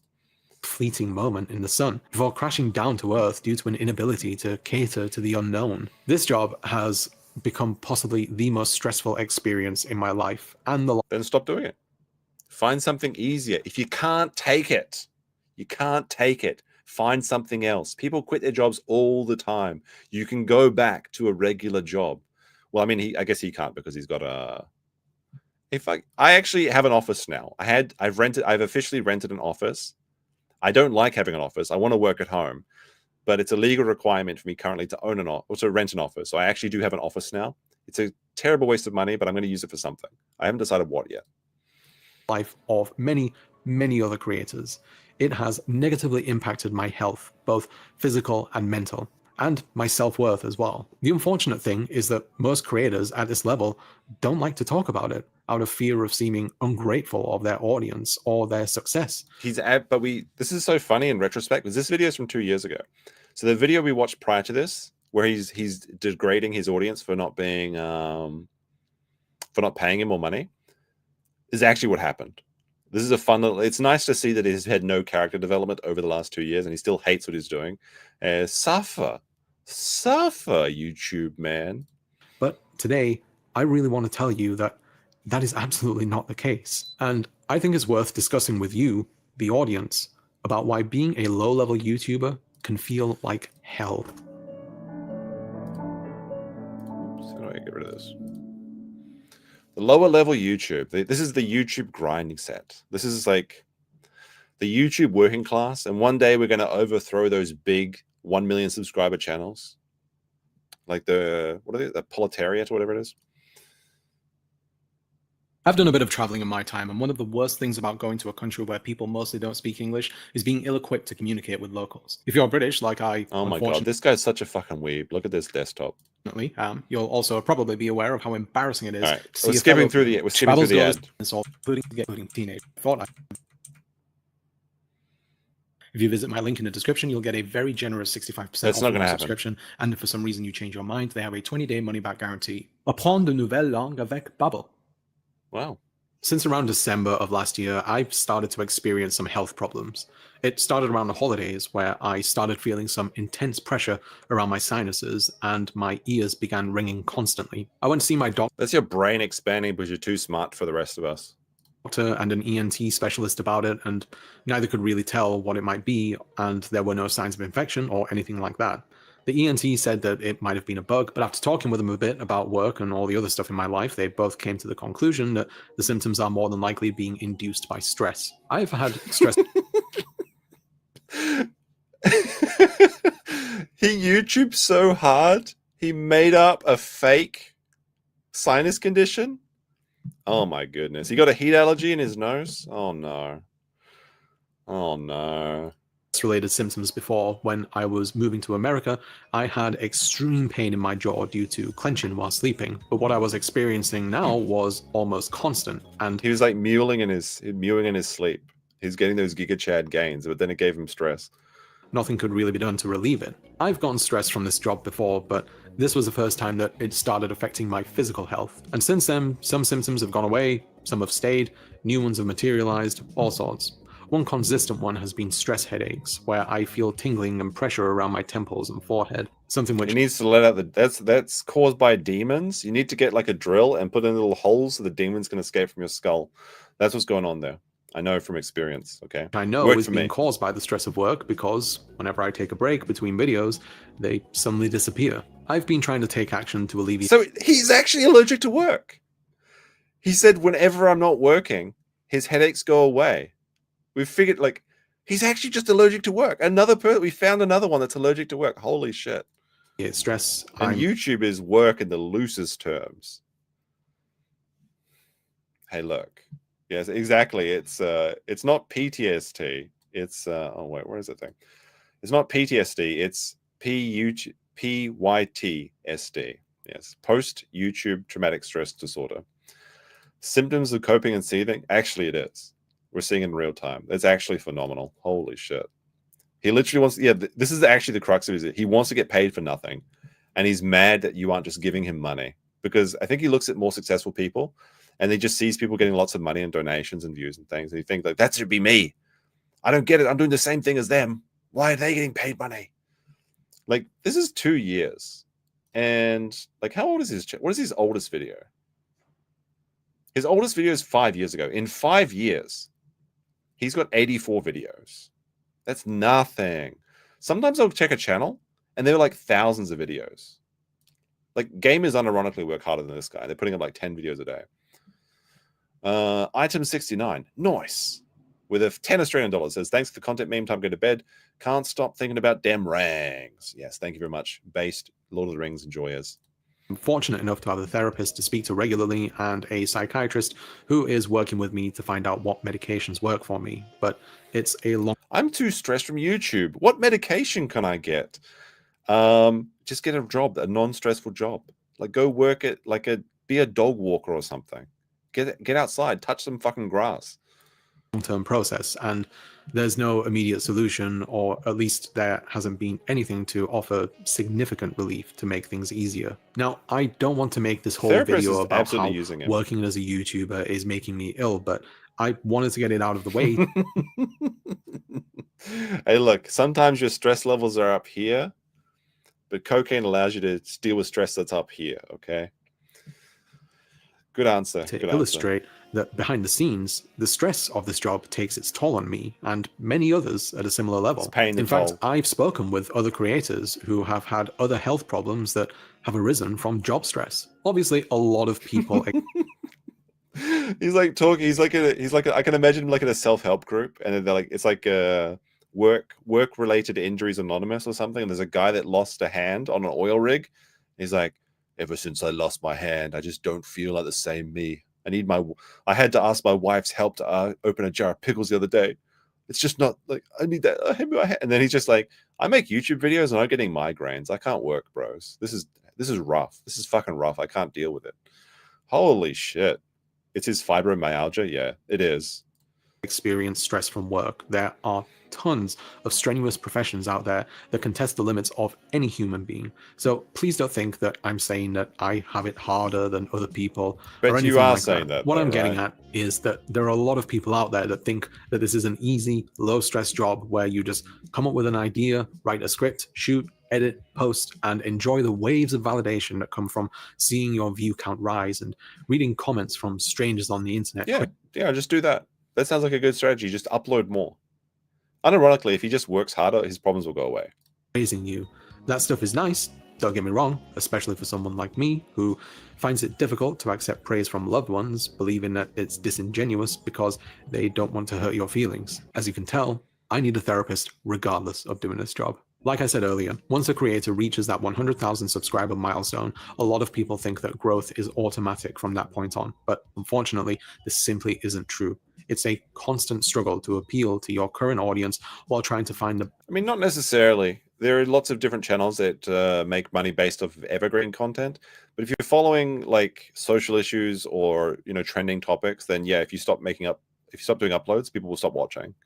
It sounds like, again, this is a skill issue. And realistically, he's not made out for this job. He's not prepared for it. If you're really stressed and you can only upload one video a month, you've got to make a video that people are going to watch for years to come. And you can make videos like that. You just find a topic that people are constantly interested in and talk about it. And that's what I do on other channels. And it works very well for me. Best way to make content that interests new viewers as well, and hopefully make it so your videos appear in the recommended section of people who have never even heard of you. Beyond that, there's the difficulty of convincing people to support you financially outside of YouTube, whether that be through... It is difficult to convince people to support you, but here's a tip.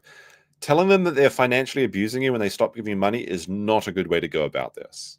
If you just make people entertained, then the money will come.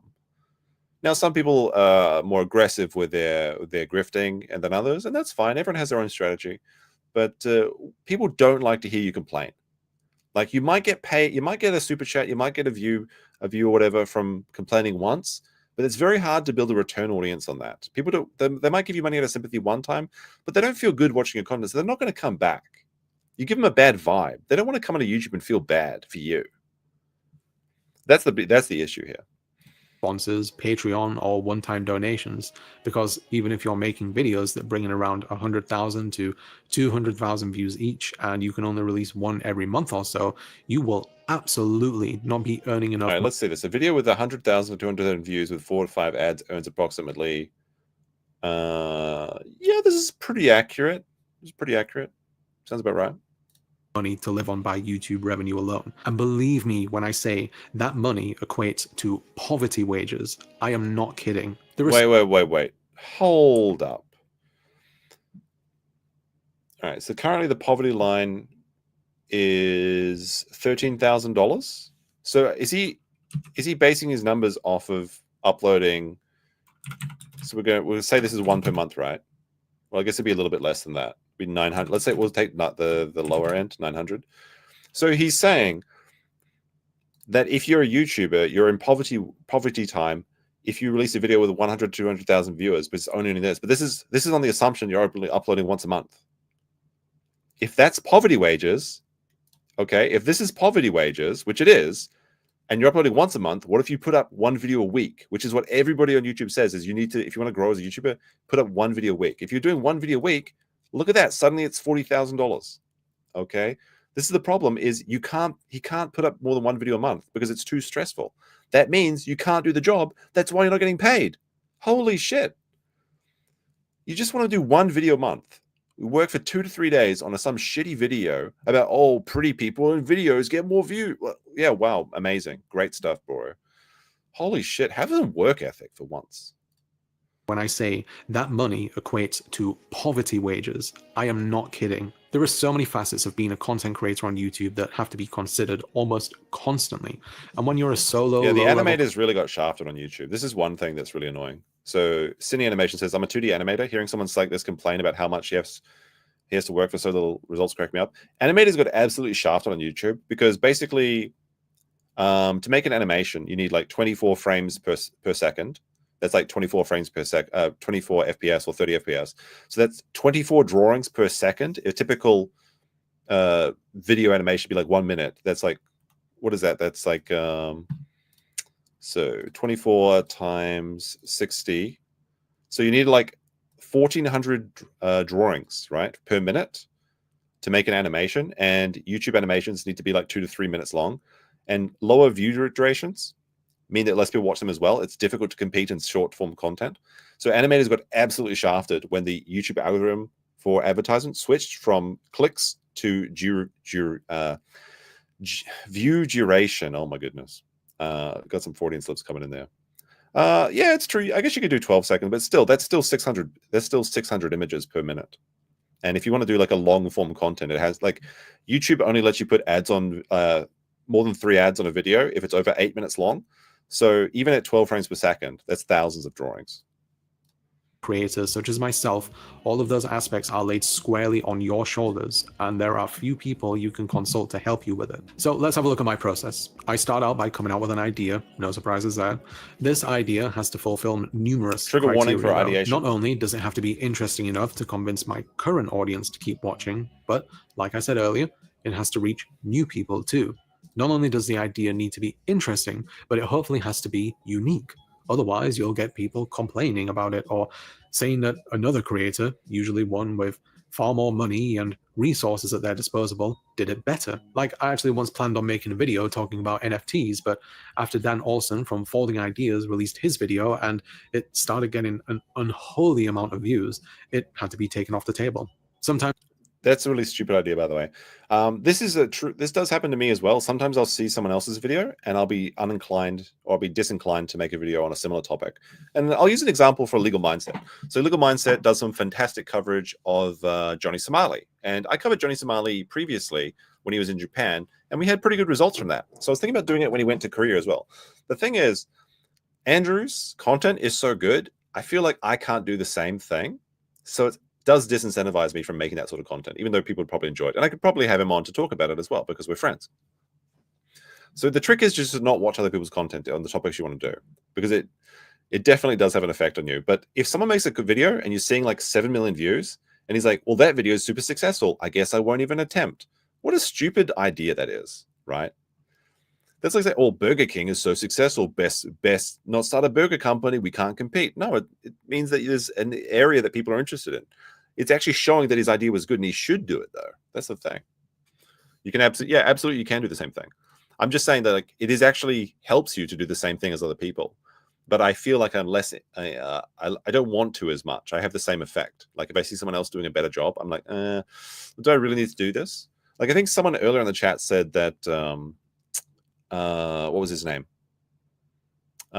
I think someone in the chat said earlier, Harmful Opinions has already covered this guy. I like Harmful Opinions, although I haven't seen his content in a long, long time. But, and I mean like in years. But there's a good example, right? Like just because someone else has covered this guy before doesn't mean I can't cover him now, because people are being entertained right now. They're enjoying the content. Yeah, that's kind of all I had to say there. You have to pick a video idea that you simply don't find interesting personally, but it's something that people are talking about and therefore will get more attention. I will hold my hands up and admit there are some videos I've made where even though I was able to form an opinion around them and try to make it interesting, I personally didn't find it all too interesting, and I would have much rather spoken about something else. That's why it's a job. Oh no, sometimes I have to talk about videos I don't want. Oh my gosh, that's why it's a job. Just like any other job, finding satisfaction in what you do isn't always possible. Even though I love Jefferson C. Post said with 2, I prefer Ralph's bravado to this, even DSP. The Ralph Mail does have a certain aesthetic, doesn't he? Even when he's doing crap shit, it's kind of entertaining to see him do stuff. Making videos, I have to compromise with the audience and the algorithm, which means putting the stuff that I really want to talk about on the back burner in hopes that someday... You mean like everyone in life has to do this? You have to sacrifice things that you want to do sometimes to put food on the table so that you'll have free time later. Holy shit. consistent audience that watches my stuff, regardless of whether they're aware of the subject. I'll also say that this is a really good example of why you shouldn't make your hobby a career sometimes, unless you're really into it. Because a lot of people lose joy from their hobby when it becomes a job. And I think that's exactly what's happened here. Dali Talk, member for 30 months, says his wife uses his background for casting couch content. Maybe so. Maybe that's how she puts food on the table, because he certainly isn't. This because I've been stung on multiple occasions when it comes to talking about the things that I find genuinely interesting. For example, my video on how our obsession with nostalgia is a sign of how we've lost faith in the future. I like the retro synthwave aesthetic. On how our obsession with nostalgia is a sign of. So I got this stupid idea for a video I want to make. There's a place. So some people have given me criticism because I use the word Kino. Now, I just want to say that the word Kino existed before the Kino Casino. All right. It just meant like good cinema, Kino, interesting things to watch, like entertainment. That's why it's called the Kino Casino.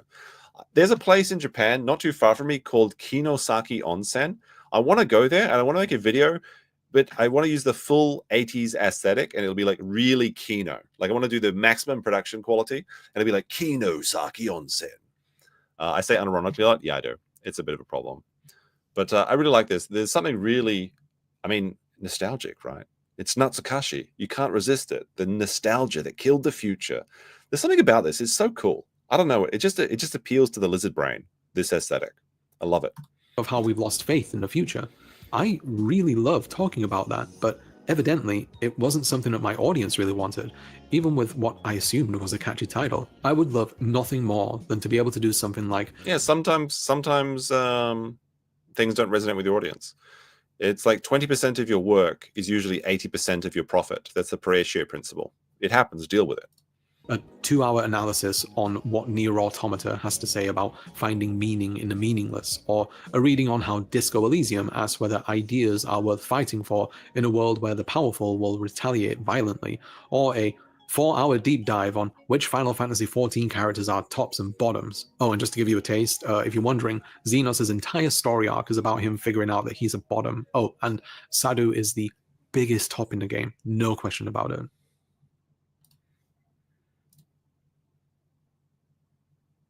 Biggest top in the game, okay? When you have a smaller audience, you have to pander to the algorithm and stick with your niche. There's simply no way around it. It's a bit of a weird thing to throw in there, but okay. Channels, on the other hand, have far greater freedom when it comes to this, and have little to no fear of backlash of losing viewers. Take, for example, H-Bomber Guy. He can release 1 or 2 lengthy videos a year, talking about whatever the hell he wants.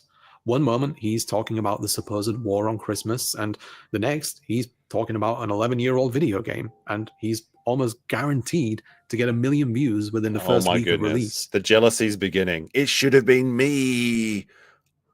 Oi, mate, I'm also a Brit making a YouTube channel. Why don't I have the views? It should have been me. H-Bomber Guy, you rat. You lazy rat. You get to do 1 video a year. I'm making 12 videos a year and I can barely feed me cat. Holy shit. He's actually seething. He's seething and coping in a big way. He doesn't have to publish numerous videos throughout the year to remind the algorithm and his audience that he still exists. He doesn't have to do the whole like and subscribe shtick. He and creators like him have essentially transcended beyond YouTube's algorithm. And not only does he not have to worry about audience drop-off or retention or regular releases like a smaller creator does, he doesn't have to worry too much about finances either. Due to his very healthy support on Patreon, many How did it come back to Patreon? Oh my goodness. 2 years apart, these videos. Oh my goodness. We're back here again at the Patreon. Larger creators like H-Bomber Guy in the so-called BreadTube sphere earn well over 5 figures a month through Patreon alone.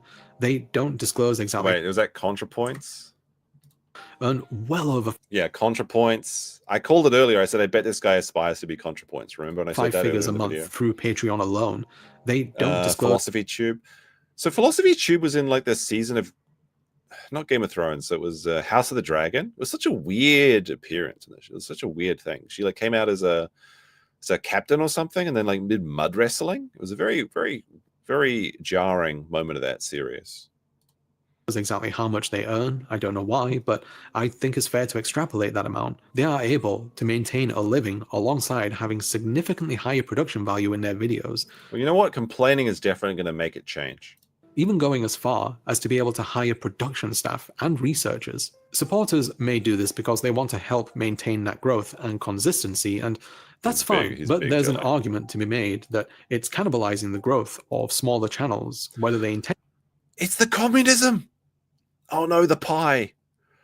It's the damn land-owning YouTubers. They're taking away all the money for the poor, hard-working YouTuber like me. Holy shit. It's actual communism on display. To or not. You could also argue that since they're self-employed, much of their income goes towards taxes and that they have various other production expenditures. But I think that's just splitting hairs, to be honest with you. Everyone pays taxes, except for when we go tax-free, bitch. They're self-employed, so wait, do Americans pay more if they're self-employed in taxes? That doesn't make sense. Isn't tax like a percentage of what you earn in every country? I'm confused here. What does he mean by this? Like, obviously you have more, like, if you're not working for somebody else, you have higher overhead costs, but you have a bigger piece of the pie as well. I'm not sure what he means by this. But you pay way more for being self-employed? Really? That's weird. Really? Why? Huh, that's strange. Okay, maybe America's just funny then. Why don't you go back to the UK then, Mr. UK man? Why'd you move to the US? If a YouTuber can afford to hire staff, I think it's fair to say that they are earning a considerable amount of money. I'm not saying that larger creators don't have their stresses. They have a lot on their plate, and they do produce some incredibly well-made videos. But they are afforded the freedoms that lower levels of YouTube simply don't have. Creators at my level don't have much choice in what they talk about. They don't have the finances to hire people to help out. That's because you have to do you have to do the work first. You work really hard, and then you're rewarded on the back end. You pedal up the hill, then you get to coast down. But you don't sit at the bottom of the hill and complain that nobody's pushing you up. You lazy piece of shit. Have to worry about videos being demonetized and not being able to contest bogus copyright claims. But what I'd argue is the greatest constraint of them all is time. Like I said, this isn't a concern for most larger creators in this field. They can spend months working on a video with multiple people about anything they want and not have to worry about not getting views when they finally publish. No, they absolutely, even big YouTubers still have these concerns. It's just you think that they have no problems because you see they have more money. That's not the way it works. Big YouTubers absolutely feel stress about not getting views when they work on big projects. And the bigger the project, the bigger the risk. They don't have to worry about what the best day to publish is or even the best time window.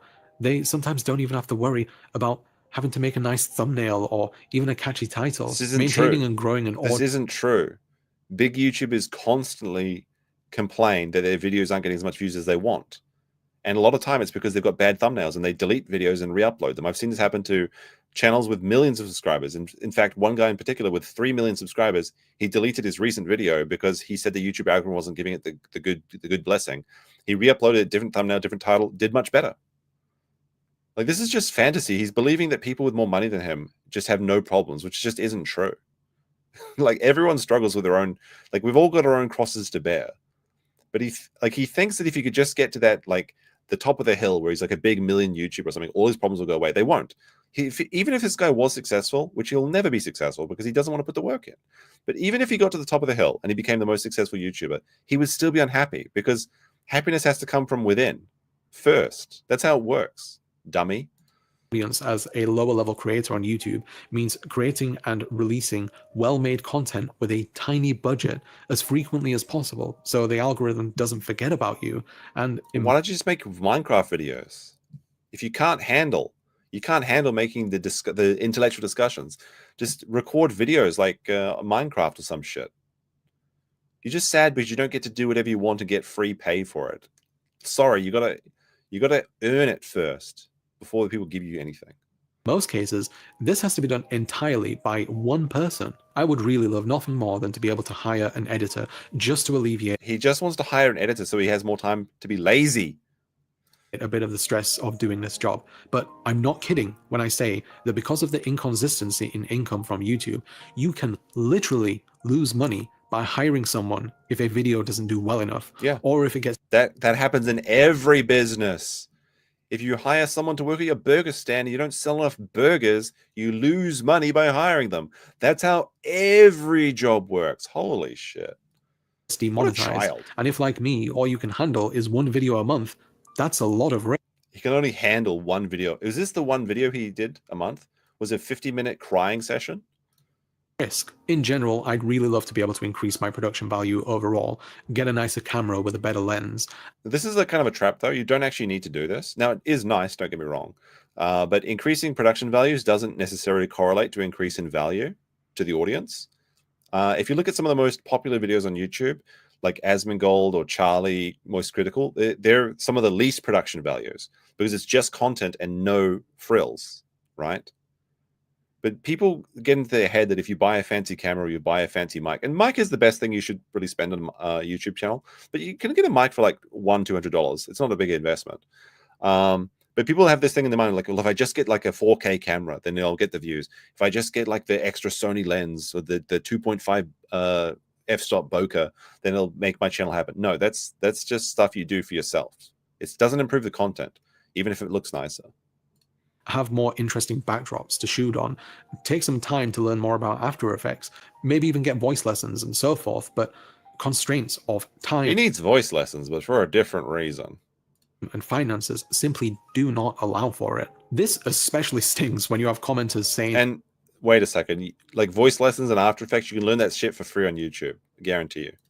How I should buy a $300 Adobe Audition de-esser plugin just because my sibilances are too loud, or get a $1,000 shotgun microphone just because they don't like seeing my condenser mic in the shot, or like nobody gives a shit. This is just like one person in the like.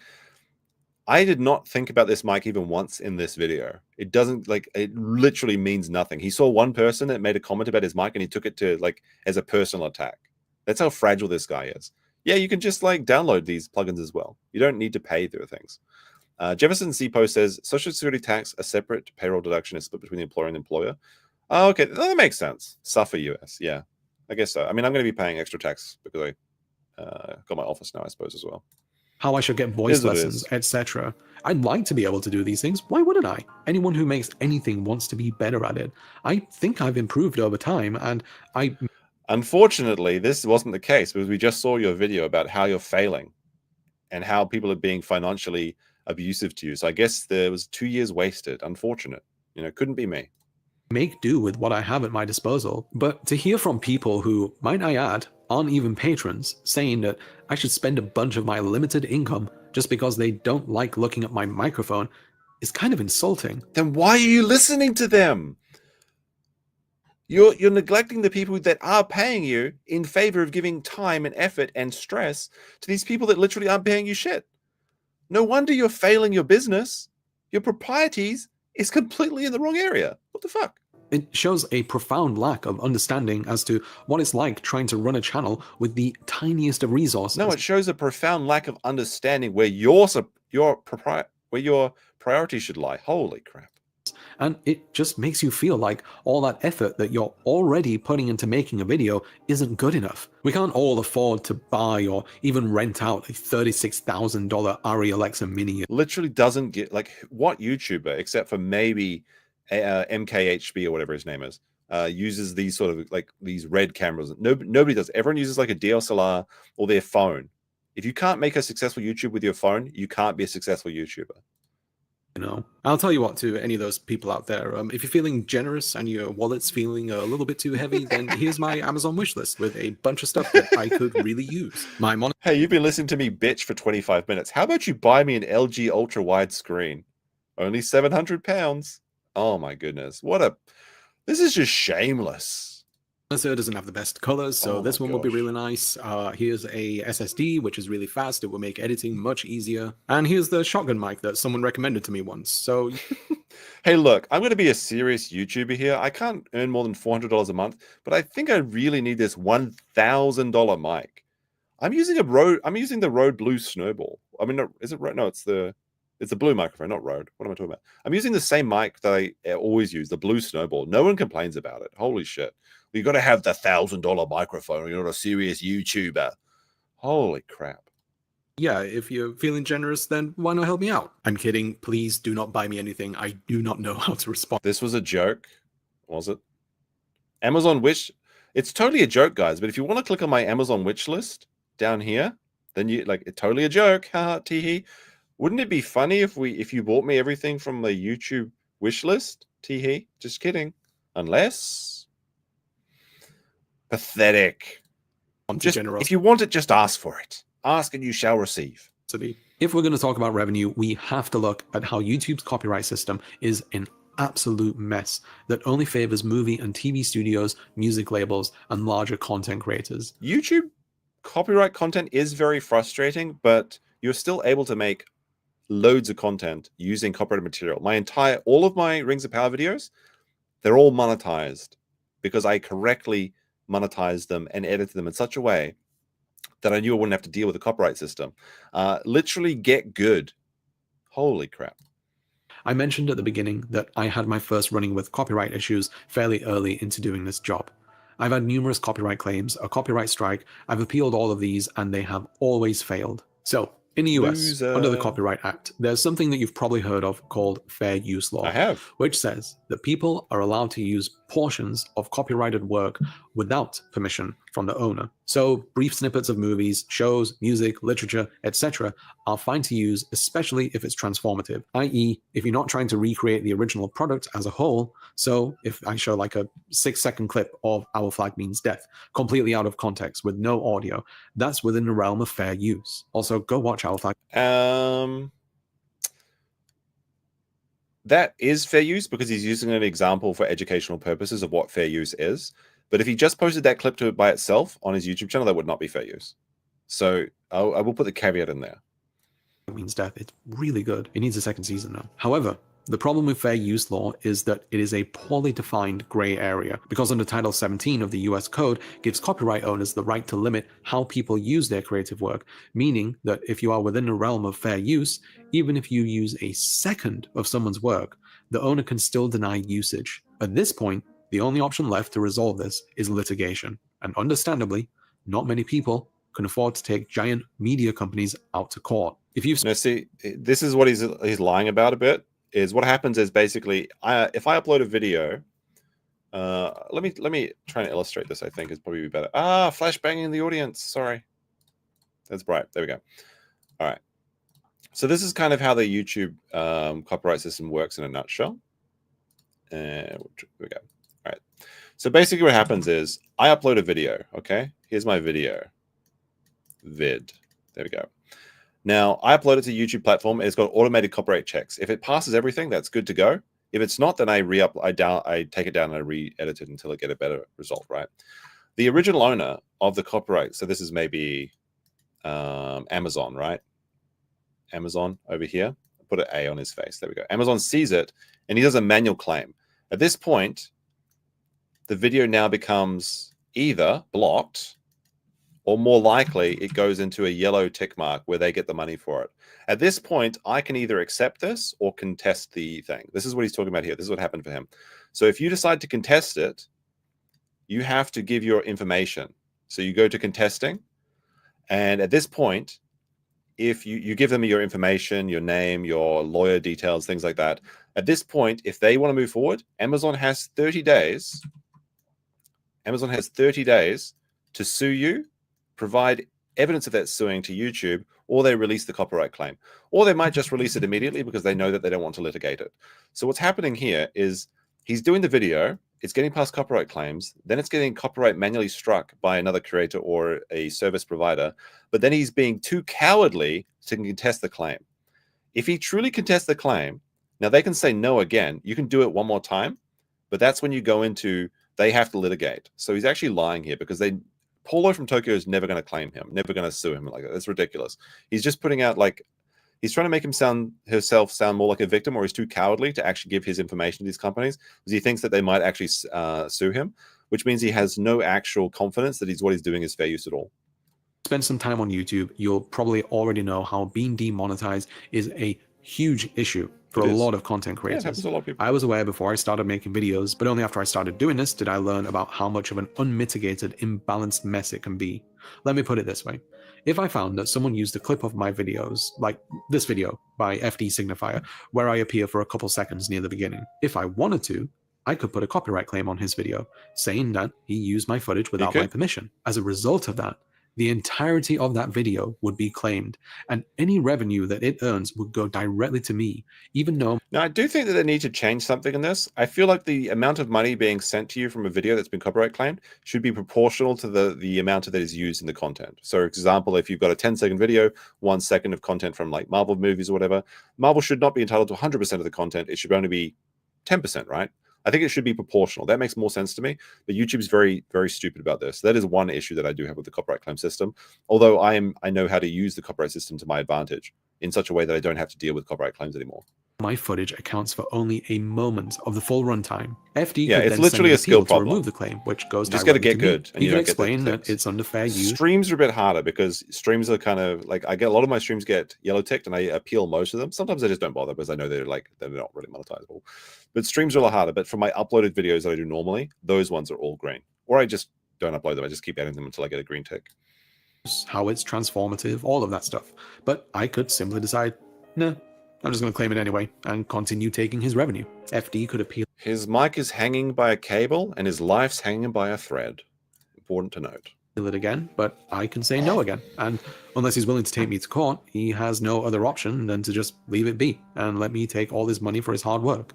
He can clip out a couple of seconds that I'm in the video, which could be fine, but if it were a case where I appeared throughout it numerous times, he'd have to clip out numerous parts to get rid of the claim, while turning the video into a weird, confusing edit. So yeah, I'll see you in court, FD. Hope you gotta get a lawyer. I'm kidding, I didn't claim this video. You might be asking, what does YouTube do to help in these situations? And the answer is absolutely nothing. Yeah, YouTube doesn't really do anything for you typically. Everything's handled by AI. It's very frustrating. Unless you've got a big following on Twitter, it's very unlikely that they'll actually get a person to look at your shit. Doesn't serve as a mediator. They don't help the person whose work has been claimed or the person that's making the claim. But ultimately, all the power is in the hands of the latter. And unless you can convince someone to give up on all of the potential money that they can earn from another person's video, to be honest, you're shit out of luck. There are even companies which larger creators hire which exist purely to go around copyright claiming videos that use even the slightest amount of their work to supposedly protect their intellectual property. Well, then you've got to contest it. That's the thing. You have to contest them. I said earlier, a company called Superbam represents Paolo from Tokyo's channel, but he's just one of the handful of huge channels that they work for. They also go around claiming videos for Donut Media, Danny Casale, and the Game Theorist with MatPat, a man with all the appeal of a Ziploc bag filled with expired mayonnaise. I've never... How do you, like, this is just jealousy. Envy. Like, I don't watch MatPat's videos anymore either, but like to say that you're better than MatPat, like fuck off. MatPat was one of the hardest workers in the YouTube space. Like, he put out incredibly detailed, well thought out research videos. I'm not trying to glaze him or any shum shit, but this is just absolute like, oh, I don't like MatPat. It's just a theory, a game theory. Like, here's a theory, get a fucking job and you might actually be able to support your wife. Holy shit. Yeah, MatPat works really hard. He's literally just sour grapes. I had a chance to say this publicly, and I've always wanted to. Suffer why? Allow me to say, fuck you, Paolo, and fuck your videos, which sugarcoats Japanese work culture, which is literally killing people. Oh, while I'm at it, fuck you, Superbam. You're all Paolo never saw your video. You should have contested it, and maybe you could have got it resolved, but you didn't. Now you're a salty bitch. And you represent everything wrong with YouTube. Welcome to the Boost Bus, the segment in each video where I take a moment to promote the work of other content creators and artists who could use your help to grow and become more visible. Sorry for not being on camera. I usually record these segments at the end, but as you'll see during the outro of the video, my camera's battery decided that it's had enough of me. This time, replacing your camera's battery, that sounds like a lot too much work, right? I'd like to promote the work of Mandy, aka Mainly Mandy. Mandy is a lifelong resident of Maine, hence the name, and a video essayist. Why does she have a tattoo that says New Zealand or NZ on her chest? She discusses a variety of topics, primarily around the subject of non-monogamy, along with things such as body image, women choosing to be child. I was going to skip this segment, but I want to learn more about this woman that's talking about non-monogamy. I feel like there's a guy that needs this person's advice because he can't seem to make it work with two women. child-free, and the internal and external politics of polygamy. Mandy started making videos during the pandemic, and she has quite the talent for it. Her work is thorough and well-researched, all while being entertaining. She's a gifted speaker, and I've enjoyed what I've seen by her. I believe Mandy has a bright future making video essays, so why not help her out by visiting her channel? Checking out her... All right, I want to see how much subs she has right now, because I think it'd be really funny if she's got more subscribers than him now, and she's doing great. I hope that mainly Mandy is doing really well, because that would just be funny. No, she's not doing that. She's gained 7,000 subscribers since this video was uploaded. Her last video was 2 weeks ago. She's got a video called "My Mama's Dead to Me," a eulogy about going non-contact. So let's take a look. Let's take a brief check-in with mainly Mandy, because this is the help bus, right? The booster bus. This is a video that appears to be about ditching her mum. Why would somebody no longer speak to a parent? How common is an estrangement between child and children about their parents? And is there any hope to reconcile? Mainly Mandy explores this in a more personal video essay about parentification, going no contact. So she just like, fuck you, mum. I don't want you in my life anymore because I'm a whore. Great content. Videos, and of course, subscribing. She also has a Patreon if you want to help support her further. Oh, wait, how much money is she getting on her Patreon? I gotta check that. I need the Patreon check. She's getting more money than him. Yes, let's fucking go.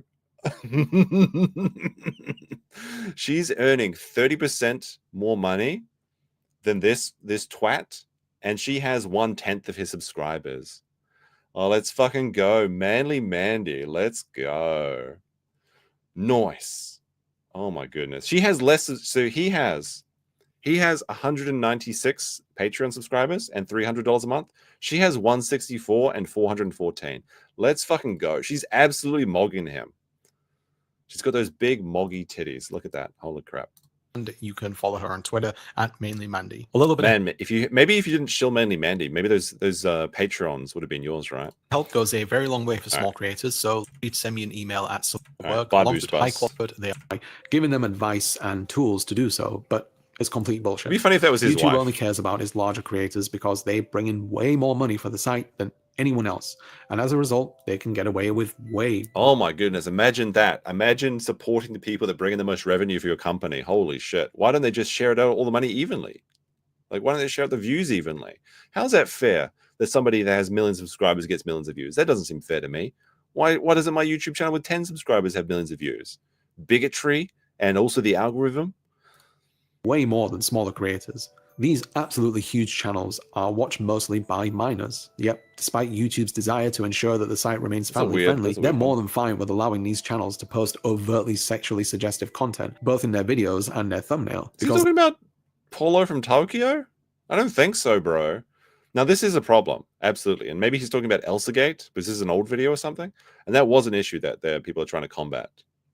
They know that ultimately it means more views. Kids are going to click on that stuff. If a smaller creator was to do the same, you better believe that they can't get away with it. The amount of things that you have to tiptoe around as a smaller creator to avoid being demonetized or having the algorithm bury your video is...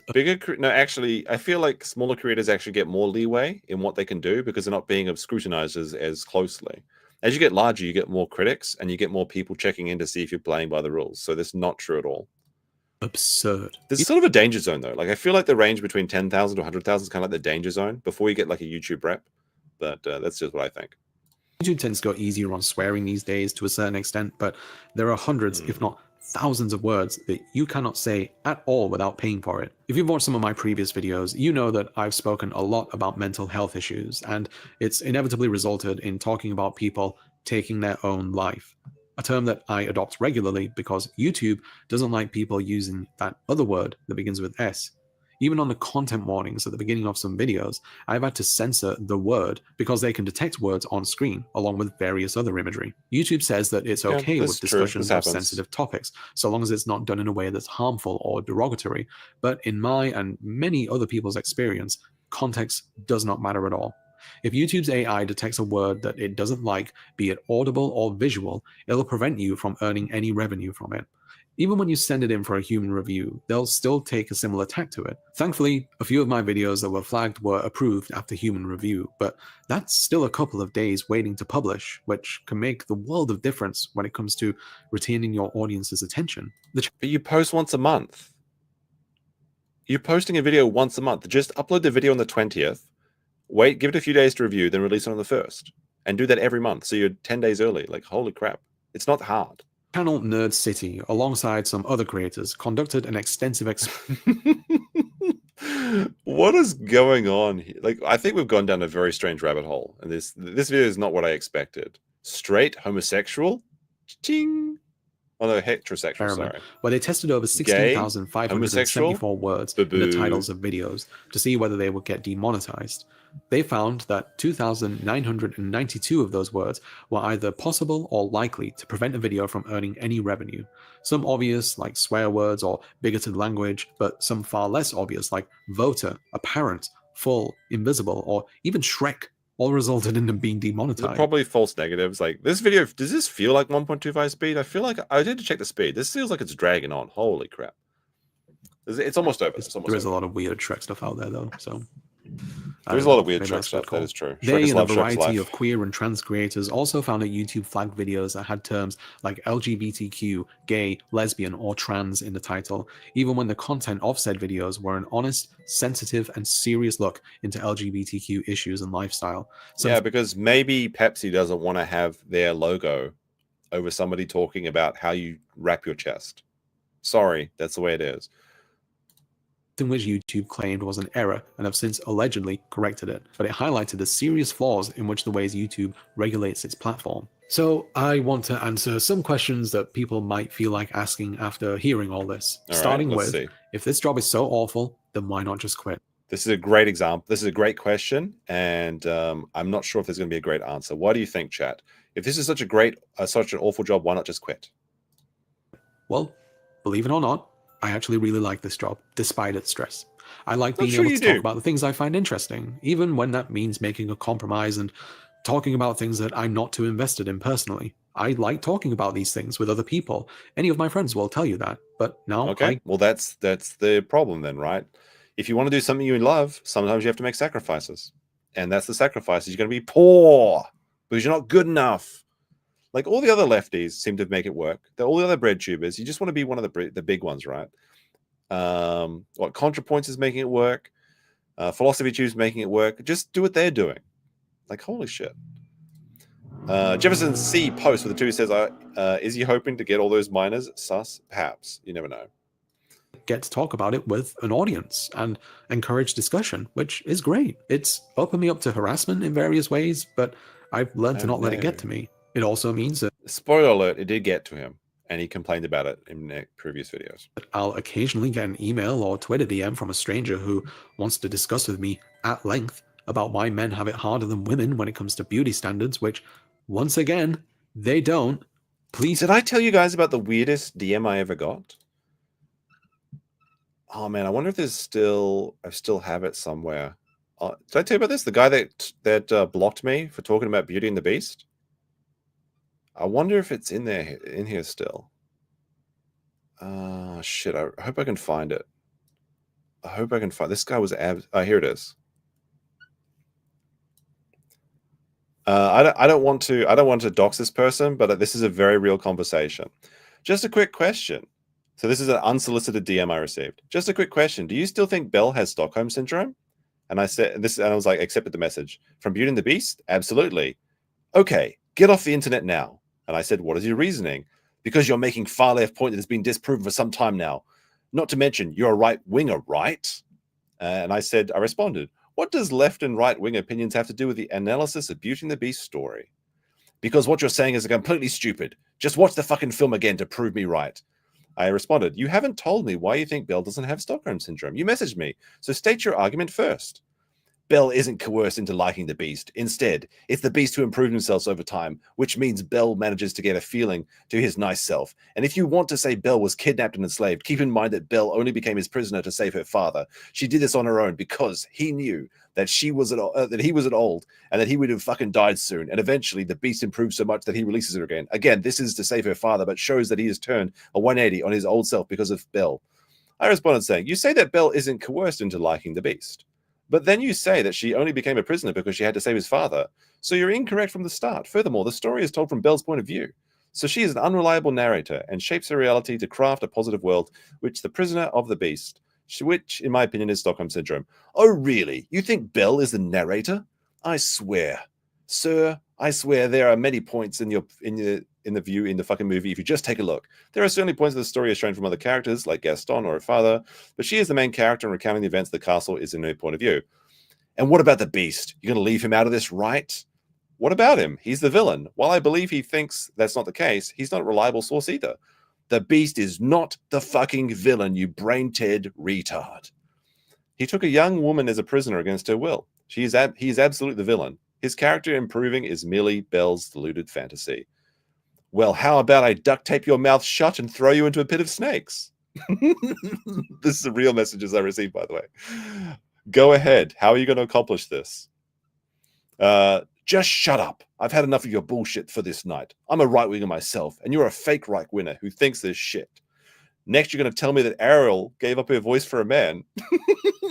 Well, Ariel did give up her voice for a man, so that's true. Why don't you not listen to me? Why are you trying to shut down my speech? Isn't that what the left do? This is what I'm saying to him. You could simply let me be and ignore the things I say. Hello, the things you say are fucking stupid. So you don't believe in freedom of speech, I respond. I do, but I don't believe in freedom of speech. Only if he says, I don't believe in freedom of speech only if the arguments are retarded, i.e. your opinion. And I was like, was that a typo? I assume you meant to say, you do believe in free speech? No, that is not a typo, you dumb fucking animal. I'm sorry, but your previous message is grammatically incomprehensible. Please rewrite it. There is a contradiction in your statement. Go fuck yourself. You can no longer message this person. So that's like a very real chain of events that happened over like one day in November. I don't know if I ever told you guys about this, but one afternoon I spent talking about Beauty and the Beast with some very weird person. After I think I made an offhand comment. Are they a boy or a girl? They've got an anime profile picture, so I don't know who they are. But I think they created a new account and messaged me again because I got a very similar person messaging me. And I played a very funny trick on them, but I might talk about it at a different time. Oh, man. But yeah, you do get very random, unsolicited messages. And that one was gave me a lot of joy. Oh, dear. Sorry, I got distracted, but I'm getting very bored with this person, so I had to find my own entertainment. He's a Disney adult, maybe. Contacting me, but I find this rewarding. And I'd be lying if I said that I didn't get a big fat rush of serotonin whenever I see a spike in analytics. I'm only human. We all need validation. It can honestly be a bit insulting to suggest someone just quit a job just because they find it stressful. Because even though it can be trying at the worst of times, it can still be fulfilling. Many doctors and nurses work ridiculous amounts of hours, and a lot of them... Hey, maybe he should try working ridiculous amounts of hours if he's not successful. Absolutely love their job still, and the latter don't get paid anywhere near as much as they deserve. Even people like working artists express how much of a pain a job can be, especially when creating things that they don't find interesting, like commissions and such. But they do it because they want to make art and be right. I think I'm gonna skip through this. I want to go to this next point. I'm starting to get really bored of this. And it's just like the little the nursery go round music, whatever it is making me sleepy. Actually, it's already almost 1 o'clock for me when I am. And social media, making things that you find interesting still takes a lot of time and effort, and if it doesn't do well, it can feel like a waste. You can still be proud of it, and there's a chance that one day the algorithm might decide that people should see it, but when this is your job, there's too much risk attached. Why don't you just make better content? True. This is a very based opinion. Why don't you make better content? Lol. Very true and real. Why don't you go So welcome. So he knows he called himself out in his own video. Why don't you make better content? Lol. Go fuck yourself. Oh, well, the answer's already there. We know that's I don't think we're going to top the end of it. That might be the end of the video, I think, for us. Yeah, I think that's the end of the video. We're not going to top that. But this is very true. And this is really good advice for everybody. Just go make better content. Like, what are you worried about? Just get good, fucking idiots. Oh, dear. I've been repeating myself too much tonight and also swearing too much tonight. Very much going to be a yellow tech night, but we had a very generous night as well. So you guys must have enjoyed this. I'm not sure if there'll be a regular Friday stream tomorrow. I think I want to stream tomorrow night, but I might be late. I might be like 30 minutes, an hour late because I got something else to do in the afternoon. So if there's not a stream tomorrow night, I'll do one on Saturday, my Saturday time. So the day after tomorrow, because I got to get back in the game. And we've had 2 good streams in a row. But we got to cover this content. We got to learn about the Sarkaders. Like, I'll tell you, this is what I thought when I saw this tattoo. When I saw this tattoo, when he walked in and did the tattoo look, one thing shot into my mind. And if you're a member of my Discord, you know what I'm talking about already. This is my first thought when I saw Nick's belly. Where did I post that? Sorry, where is it? Where is it? It's got to be here somewhere. Where is it? Did I post it in a different channel? All right. Well, I know what I was going to talk about then. Let me see. Quick. Where was it?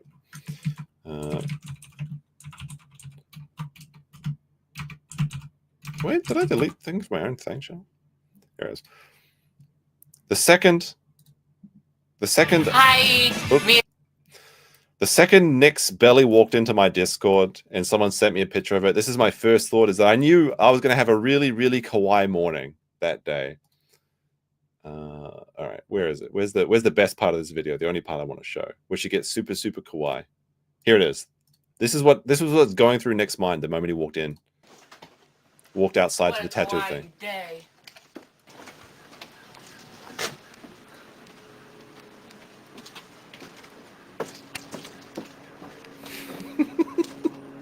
Look, Sakura's. There you go. Look, Sakura's. What a kawaii morning. Oh my goodness. Very rude, but very true. There was a really funny post someone said about Melanie Mac today as well. I think it was Jesse PS, Pod Awful. Hold on. I'll see if I can find this. This is kind of relevant. Jesse, let's see if I can find this guy.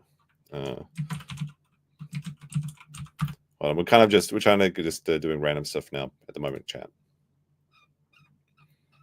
Here it is. This is a broken clock is right twice a day. Jesse PS posted, every generation has one of these forced upon them, and each is worse than the last. And you've got Boxy, Shoe on Head, and now Melanie Mac. Very funny to learn out that her grifter past and how she's completely faked her past and everything. Anyway, guys, that's it for today. I'll be back probably tomorrow, maybe with some better content even. You don't know. Very beautiful flowers, very kawaii morning over there. Squeaky mouse wheel. Yeah, I have a squeaky mouse wheel at the moment. I got to fix it.